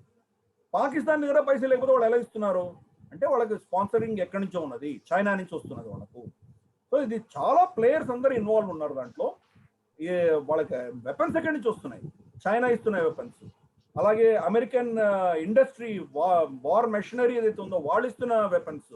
ఇదంతా కూడాను ఒక పెద్ద వలయం. ఇది తాలిబాన్ మనం ముందు చూస్తున్నాం కానీ వాళ్ళ వెనకాల ఉన్న దొంగలన్నీ మనం చూడట్లేదు. వాళ్ళకు ధన సహాయం మాత్రం విపరీతంగా ఉన్నది. అది కట్ అయ్యేంత వరకు వాళ్ళని ఎవరు ఓడించలేదు. చుట్టుపక్కల ఎంతమంది మన చుట్టూ విపరీతమైన అంటే రాజ్యాకాంక్షతోనో లేకపోతే భారత్ని ఏదైనా ఇబ్బందులు పెట్టాలన్న దృష్టితో, అసలు భారత్ దృక్కోణం ఏంటి ఈ సందర్భంలో ఇటువంటి విషయాలు? భారతదేశం మనం ముందు నుంచి చాలా క్లియర్ గా ఉన్నాం. మనం అక్కడ ఆ ప్రజలతో ఎన్నుకోబడ్డ ప్రభుత్వం ఏది ఉన్నదో దాంతో మాత్రమే మనం డీల్ చేస్తాం, వాళ్ళతోనే మాట్లాడతామని మనం చాలా స్పష్టంగా మన వైఖరి చాలా రోజుల నుంచి ఉన్నది మనకు. ఇప్పుడు కూడా అదే మనం చేస్తున్నాం మనం. కాకపోతే తాలిబాన్ అక్కడ స్టేక్ హోల్డర్గా రికగ్నైజ్ చేస్తాం మనం. అంటే ఎందుకంటే తాలిబాన్ తోటి అక్కడ ఉన్నటువంటి కాబుల్ ప్రభుత్వం కూడా చర్చలు చేస్తున్నది కాబట్టి మనం వాళ్ళతో చర్చ చేస్తున్నాం. ఫర్ ఇన్స్టెన్స్ ఇప్పుడు అమెరికాకు వెళ్తాం మనం, అమెరికాలో ప్రభుత్వం వచ్చి డెమోక్రాట్ ప్రభుత్వం అని చెప్పి మనం రిపబ్లికన్స్తో మాట్లాడకుండా ఉంటామా? మనకు నచ్చినా నచ్చకపోయినా ప్రతి దేశంలో 2-3 వర్గాలు ఉంటే వాళ్ళతో మాట్లాడతాం మనం. అటువంటి పంథాలోనే మనం మాట్లాడుతున్నాం. కానీ కంప్లీట్గా పాకిస్తాన్ తొత్తులైనటువంటి వాళ్ళు ఎవరైతే ఉన్నారో వాళ్ళని మనం దూరం పెట్టి మిగతా వర్గాలతో మాట్లాడుతున్నాం మనం. సో మనం కూడా స్ట్రాటజీ ఎవాల్వ్ అవుతున్నాం మనం. తాలిబాన్ ఉన్న 4-5 సంవత్సరాలు మనం ఓడిపోయాం. మనం నార్దర్న్ అలయన్స్ అక్కడ మాత్రమే మనం మన సపోర్ట్ ఉండేది. కాబుల్ నుంచి మనం అంతా విత్డ్రా అయ్యాం మనం. ఇప్పుడు కూడా అటువంటి పరిస్థితి రాబోతుంది. బహుశా మనం అంతా ఎంబసీ అక్కడి నుంచి తీసుకొని వెయిట్ చేయాలి. ఇది సైక్లికల్. ఇమ్రాన్ ఖాన్ చెప్పినట్టు భారతదేశం ఓడిపోయింది అని చెప్పడానికి లేదు. ఈరోజు ఓడిపోతే రేపు మళ్ళీ వాళ్ళు ఓడిపోతారు, మళ్ళీ మనం వస్తాం మనం. ఇది ఒక సైకిల్. ఈ సైకిల్లో పావులు ఎవరు ఎలా కలుపుతారని చూడాలి. పాకిస్తానే కనుక కొలాప్స్ అయ్యే పరిస్థితి వచ్చినప్పుడు ఆటోమేటిక్గా మనకు మళ్ళీ సిచ్యువేషన్ అనేది మనకు అనుకూలంగా తిరిగేటువంటి అవకాశాలు మనకు ఉన్నాయి. Okay, thank you sir. Srinivasamurthy గారు. శ్రీనివాసమూర్తి గారు ఓకే, కిరణ్ కుమార్ మీరు అడగండి. యా, గిరిధర్ గారు నమస్తే అండి. నా నమస్తే అండి. క్వశ్చన్ వచ్చేసండి, ఒకటి ఇప్పుడు మనం చూస్తే ఇప్పుడు ప్రస్తుతం జియో పొలిటికల్ సిచ్యువేషన్ చూస్తే మన కంట్రీకి, మన neighbouring countries are getting economically weaker, and China అనేది ఆల్మోస్ట్ ఆల్ స్ట్రాటజిక్ గా ఇట్ ఈస్ బీయింగ్ యాక్టెడ్. ఇప్పుడు మీరు చెప్పిన పాకిస్తాన్ అయితే కానివ్వండి, శ్రీలంక కానివ్వండి, మిగతా అన్ని లొకేషన్స్ లో they are taking very strategically things. ఇప్పుడు అదర్వైజ్ మనం ఇప్పుడు చూస్తే the western countries, western powers ఏవైతే ఉన్నాయో, for what might be reason, ఇంతకుముందు రష్యా ఉంది, సోవియట్ ఇది ఉంది. ఇప్పుడు వాళ్ళ పరిస్థితిలో ఏమైతుందంటే ఆఫ్టర్ ట్రంప్ ఆర్ సంథింగ్, ఒకప్పుడు సమ్ ఫర్ రీజన్ వేరే కంట్రీస్ లో ఉండాలి, ఏదో బిగ్ బ్రదర్ గా ఉండాలని ఉండేది. Now the attitude has gone changed. వాళ్ళు ఏంటంటే they are looking for their own country instead of maintaining other things. ఇప్పుడు మనకు భారతదేశంలో అంటే ఇప్పుడు పరిస్థితి చూస్తే డే బై డే ఇప్పుడు ఇక్కడ జరుగుతున్నది ఏదైనా సరే, ఇప్పుడు Pakistan is just is the face, but behind some other person is there who is funding the things. ఇలాంటి పరిస్థితుల్లో ఇప్పుడు ఏం చూసాంటే మనకు ముఖ్యంగా biggest threat is China and all frontiers it is getting into. And one more thing, మన strategy చూస్తే India అది ఎప్పుడైనా సరే, ఈవెన్ చాణక్య నీతి అందులో చెప్పినప్పుడు ఇవన్నీ మన భారత భూభాగంలో ఒకప్పుడు మన సనాతన ధర్మంలో భాగాలైనా సరే, మనం ఎందుకో కారణంగా we're giving away, we're just standing at some point of time. ఇప్పుడు మనకు ఇది గిల్బిట్స్టాన్ అన్నారు మీరు అక్కడ, ఎప్పుడు we're not trying to enter that space, that was part of our country. మనం ఎప్పుడైతే బార్డర్ మీద ఉంటున్నాము అక్కడ మనం వీఆర్ ట్రైయింగ్ ఇన్ఫ్రాస్ట్రక్చర్ బిల్డ్ చేస్తాం, వాళ్ళకి పీస్ ఉండాలి, they should have a good living అని మనం ఎప్పుడు తాపత్రయపడుతున్నాం across all the forums, even in the UN or anywhere చెప్తున్నాం. బట్ ఆన్ గ్రౌండ్కి వెళ్ళేలోకనే వీఆర్ నాట్ అంత డిప్లొమాటిక్ గా చేయట్లే, మన స్ట్రాటజీగా కావట్లే.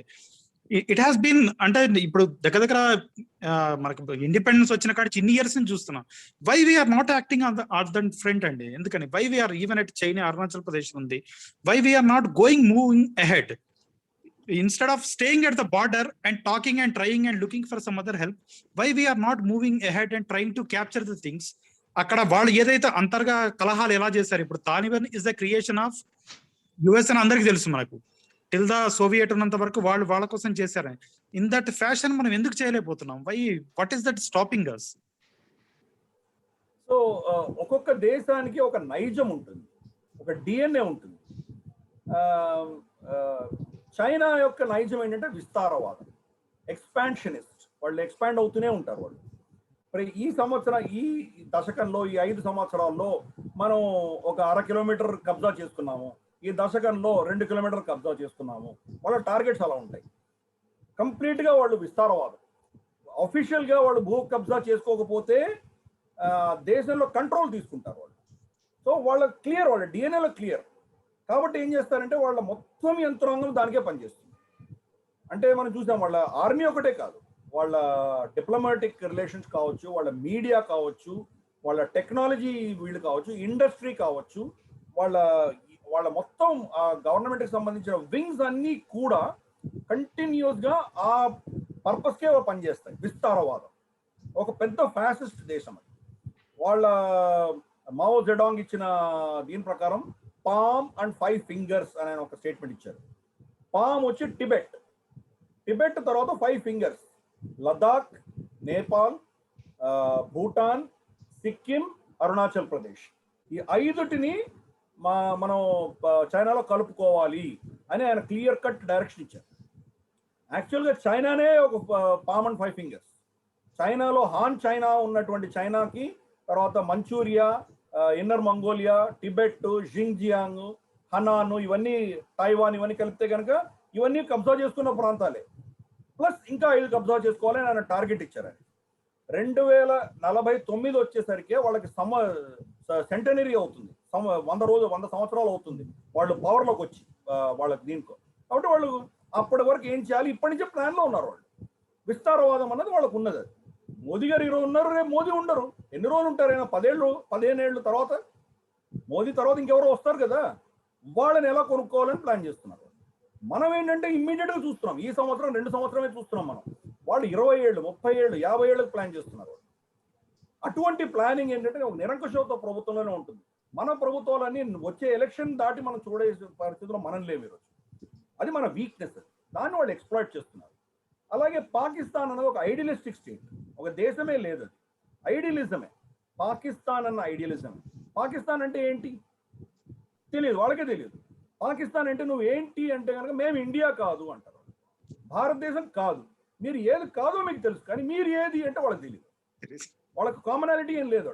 పష్తూన్లా లేకపోతే బలూచీలా సింధీలా వాళ్ళకి తెలియదు. సో వాళ్ళ వాళ్ళ మొత్తం డిఎన్ఏలోనే ఒక కన్ఫ్యూజ్డ్ స్టేట్ అనమాట, ఒక ఐడియలిస్టిక్ స్టేట్. ఆ ఐడియలిజం కోసం వాళ్ళు ఏమైనా చేస్తారు. 71లో మనం భారతదేశం మనం గెలిచాము, శామ్ మనెక్షా గారి నేతృత్వంలో నియాజీ దగ్గర సంతకం తీసుకొని మనం గెలిచామని చెప్పి చాలా గొప్పగా చెప్పుకుంటాం. మనం దాన్ని సెలబ్రేట్ చేసుకుంటాం. బంగ్లాదేశ్ని తయారు చేయగలిగాము, పాకిస్తాన్ విడగొట్టగలిగామని చెప్పుకుంటాం. పాకిస్తాన్లో మాత్రం మేము గెలిచామని చెప్పుకుంటారు. బంగ్లాదేశీయులు ఎప్పుడైనా పోవాల్సింది, వాళ్ళు పోతే వేరు, దరిద్రం వదిలింది మనకు, మేము గెలిచాము. మేము చూడు అంత పెద్ద యుద్ధంలో వాళ్ళు గెలిచినా మేము ఆక్యుపై చేసుకున్న కాశ్మీర్ని ఒక్క అంగుళం కూడా వీళ్ళు వెనక్కి తీసుకోలేకపోయారు భారతదేశము. పైపెచ్చు మేము న్యూక్లియర్ పవర్ కూడా అయ్యాం, మేమే గెలిచామని వాళ్ళు చెప్పుకుంటారు. అంటే వాళ్ళ ఐడియాలజీ ఎప్పటికీ, వాళ్ళ ఐడియాలజీ ఈజ్ ఇంపార్టెంట్. అది ఆ దేశం. అలా ప్రతి దేశానికి ఒక నైజం ఉంటుంది. భారతదేశానికి ఉన్న నైజం ఏంటంటే స్టేటస్ కో, ఎక్కడ వేసిన గొంగళి అక్కడ. మనకు వాడు కబ్జా చేసుకున్నాడు అంటే పోతే పోయేళ్ళే, వాడి కర్మాన వాడు పోతాడు, మేము కదలం ఇక్కడి నుంచి, డోంట్ డిస్టర్బ్. అటువంటి నైజం ఉన్నటువంటి దేశం మనకు. 2010 యూపీఏ ప్రభుత్వం హయాంలో డేమ్చౌక్ అన్న గ్రామం లదాఖ్లో ఉంది.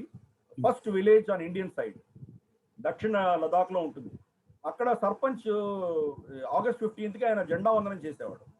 ఆ ఊరిని సగం చైనా కబ్జా చేస్తుంది. అక్కడ నాలా వెళ్తూ ఉంటుంది, నాలా అటు సైడ్ వాళ్ళు కబ్జా చేస్తున్నారు, ఇటు సైడు మన గ్రామం ఉంటుంది. అక్కడ రోడ్డు కూడా లేదు, కమ్యూనికేషన్ లేదు, టెలికమ్యూనికేషన్ ఫోన్ లేదు, ఏమీ లేదు అక్కడ. కానీ ఒక చిన్న ఆర్మీ మన వాళ్ళు ఏదో ఒక 10 మంది ఉంటారు. 25 కిలోమీటర్ల వెనకాల కుయిల్ అనే ఒక గ్రామం వస్తుంది.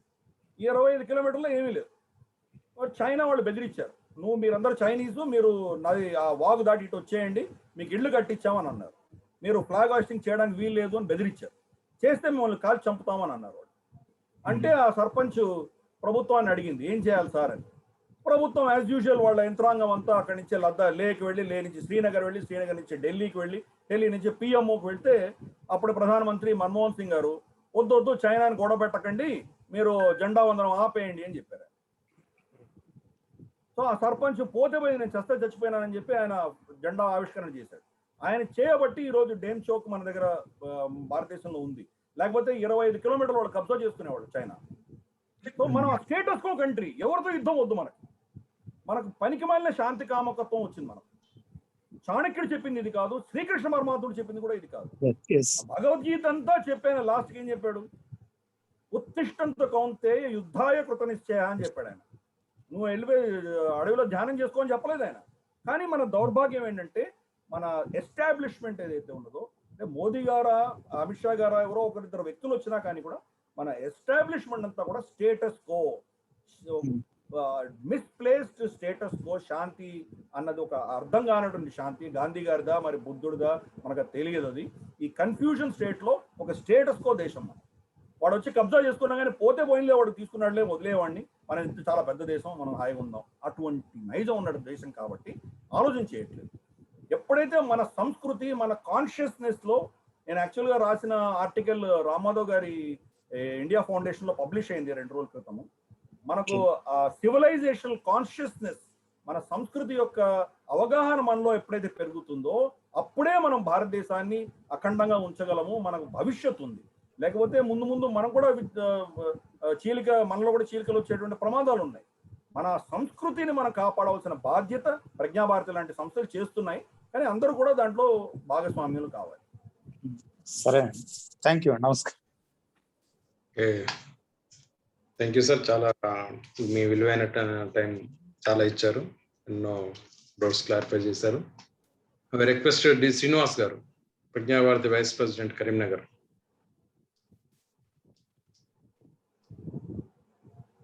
శ్రీనివాస్ గారు అన్మ్యూట్ చేసుకోవాలి.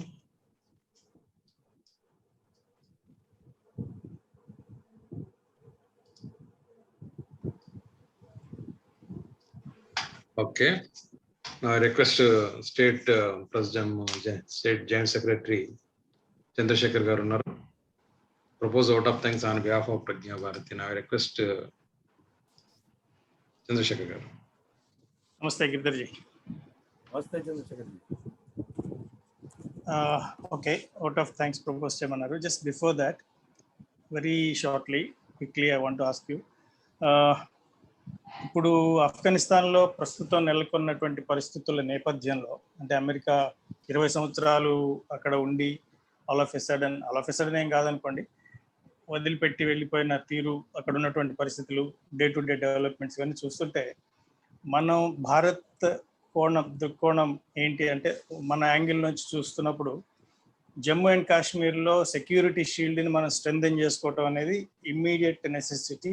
I think you agree with me. Of course అది ఒక్కటి కాకుండా మనం ఇంకా డిప్లొమాటిక్ స్టాండ్ పైన ఇంకేమన్నా మనం what India should do immediately అనేది మీ అబ్జర్వేషన్ ప్రకారం ఏంటి అనేది ఒక్కటి కొంచెం will you please touch on that? So 2-3 ఉన్నాయి ఇక్కడ. ఒకటి, జమ్మూ కాశ్మీర్లో మన గ్రిడ్ ఆల్రెడీ మనం స్ట్రెంథన్ చేసుకున్నాము. 20,000 అడిషనల్ ట్రూప్స్ ఆల్రెడీ వెళ్ళిపోయినాయి. ఆల్రెడీ 1.5 months బ్యాక్ వెళ్ళినాయి. అందరూ ఏమనుకున్నారంటే అక్కడ ఏదో ఎలక్షన్స్ కండక్ట్ చేయబోతున్నారు అందుకని పంపించారు అని చాలామంది దాని గురించి అనలైజ్ చేశారు. కానీ ఆఫ్ఘనిస్తాన్ ఫాలో అవుట్ని కంట్రోల్ చేయడం కోసమే వీళ్ళు వెళ్ళినట్టు మనకు అర్థమవుతుంది. ప్లస్ లద్దాఖ్ బోర్డర్లో అడిషనలీ 50,000 పీపుల్ మనం స్టాండ్ బై పెట్టాం మనం. ఎందుకంటే అక్కడ హై ఆల్టిట్యూడ్ వార్ఫేర్ కాబట్టి అక్కడ మనం అక్లమటైజేషన్ కావాలి. సో అడిషనల్గా 50,000 పంపించాం అక్కడికి మనం. అంటే మొత్తం జమ్మూ కాశ్మీర్ లద్దాఖ్లో ఈరోజు రఫ్లీ 2 lakh ఇండియన్ ఆర్మీ ఉంది. Beside CRPF, Rashtriya rifles, paramilitary forces కాకుండా 2 lakh ఇండియన్ ఆర్మీ ఈరోజు ఉంది మనం. సో చాలా సాలిడ్ గ్రిడ్ మనం పెట్టుకొని కూర్చున్నాం అక్కడ. So we're doing our best. China Pakistan రెండు కలిసి 2 front వార్ వస్తుంది అనే మనం ఫ్యాక్టర్ చేస్తున్నాము. ప్రాక్టికలీ రాదు, అది ఇంపాసిబుల్. అది చైనా అటాక్ చేస్తే పాకిస్తాన్ అటాక్ చేసే దమ్ము పాకిస్తాన్కి లేదు. అలాగే పాకిస్తాన్ అటాక్ చేసిందంటే ఇండియాతో తలపడవలసినటువంటి కెపాసిటీ చైనాకు కూడా లేదు. అంత ఈజీ కాదు అక్కడ.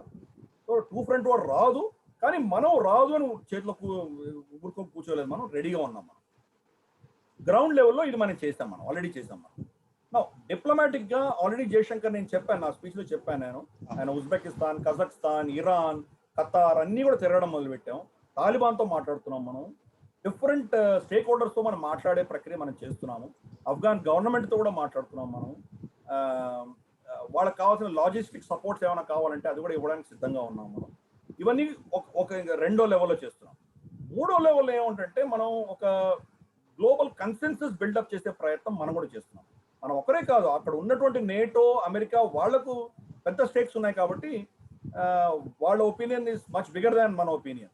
కానీ మనం దాంట్లో ఏంటంటే ఒక గ్లోబల్ కన్సెన్సస్ తీసుకొచ్చే ప్రయత్నం చేస్తున్నాం. ఏంటి అది అంటే కనుక, రేపు తాలిబాన్ కనుక ఫోర్స్ఫుల్గా కాబుల్ని టేక్ ఓవర్ చేసిందంటే దాన్ని రికగ్నైజ్ చెయ్యము.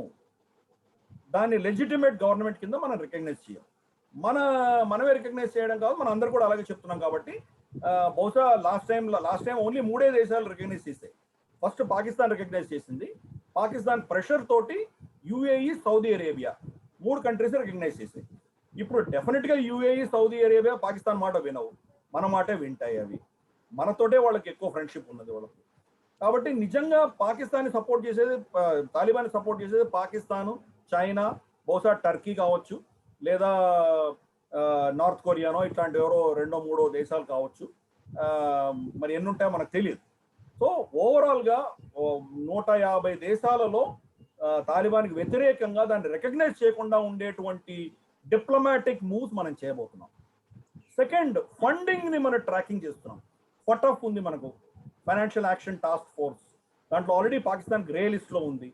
వీళ్ళు కనుక వాళ్ళకి తాలిబాన్కి ఫండింగ్ చేస్తున్నట్టు మనం ఎవిడెన్స్ తీసుకురాగలిగితే, అఫ్కోర్స్ వాళ్ళని గ్రే లిస్ట్లోంచి కింద దించలేరు చైనాను, టర్కీ.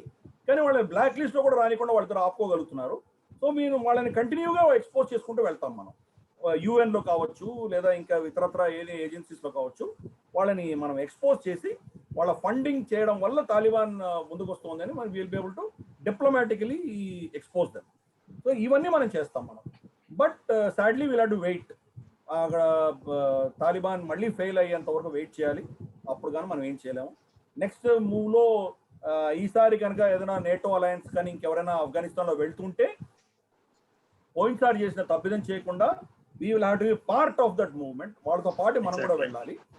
ఇన్ఫాక్ట్ ఉల్టా నేను చెప్తాను, మన నేతృత్వంలో వాళ్ళు రావాలి వెనక్కి. మనం వాళ్ళ కమాండ్లో మనం వెళ్ళము. ఆఫ్ఘన్ గవర్నమెంట్ మనల్ని ఇన్వైట్ చేస్తే మనం వాళ్ళ సపోర్ట్ తీసుకొని మనం వెళ్ళాలి. అది ఎప్పుడు వస్తుందో మనకు తెలియదు, 2 ఏళ్ళు 5 ఏళ్ళు ఎన్ని సంవత్సరాలు పడుతుందో తెలియదు. నెక్స్ట్ ఆపర్చునిటీ వచ్చినప్పుడు మాత్రం మనం వదులుకోకూడదు. Perfect. Excellent, sir. Thank you so much. Girdharji, I've been asked to propose a vote of thanks on this occasion. I feel privileged. Thank you, Niranjanji. Girdharji, as always, మీ sessions ఎప్పుడు attend అయినా కూడా మీ presentations అన్ని కూడా చాలా ఇన్ఫర్మేటివ్గా, point to point, very clearly, అంటే అసలు ఏమీ తెలియకుండా టాపిక్ని తెలుసుకోవాలని వచ్చిన వాళ్ళకి కూడా బేసిక్ నుంచి టోటల్ అండర్స్టాండింగ్ వచ్చే విధంగా చాలా చాలా అనలిటికల్గా క్లారిటీతో మీరు వివరిస్తారు అనేది అందరికీ తెలుసు. As always today's session has been wonderful, very clear, informative. We have definitely benefited from this session, sir. Thank you so much for your valuable time.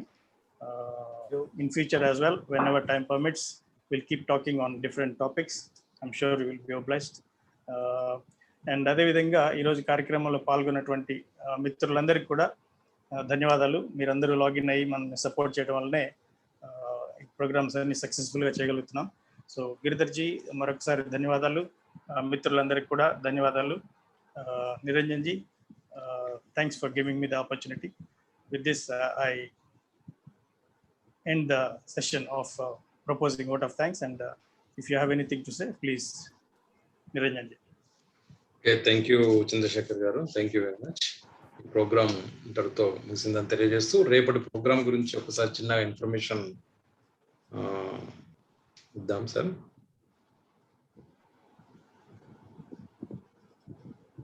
చెప్తున్నారా? 1 minute చెప్తున్నాను. రేపు Bharat international security challenges and its responses అని చెప్పి మనకు 5 o'clock రేపు programme ఉంది.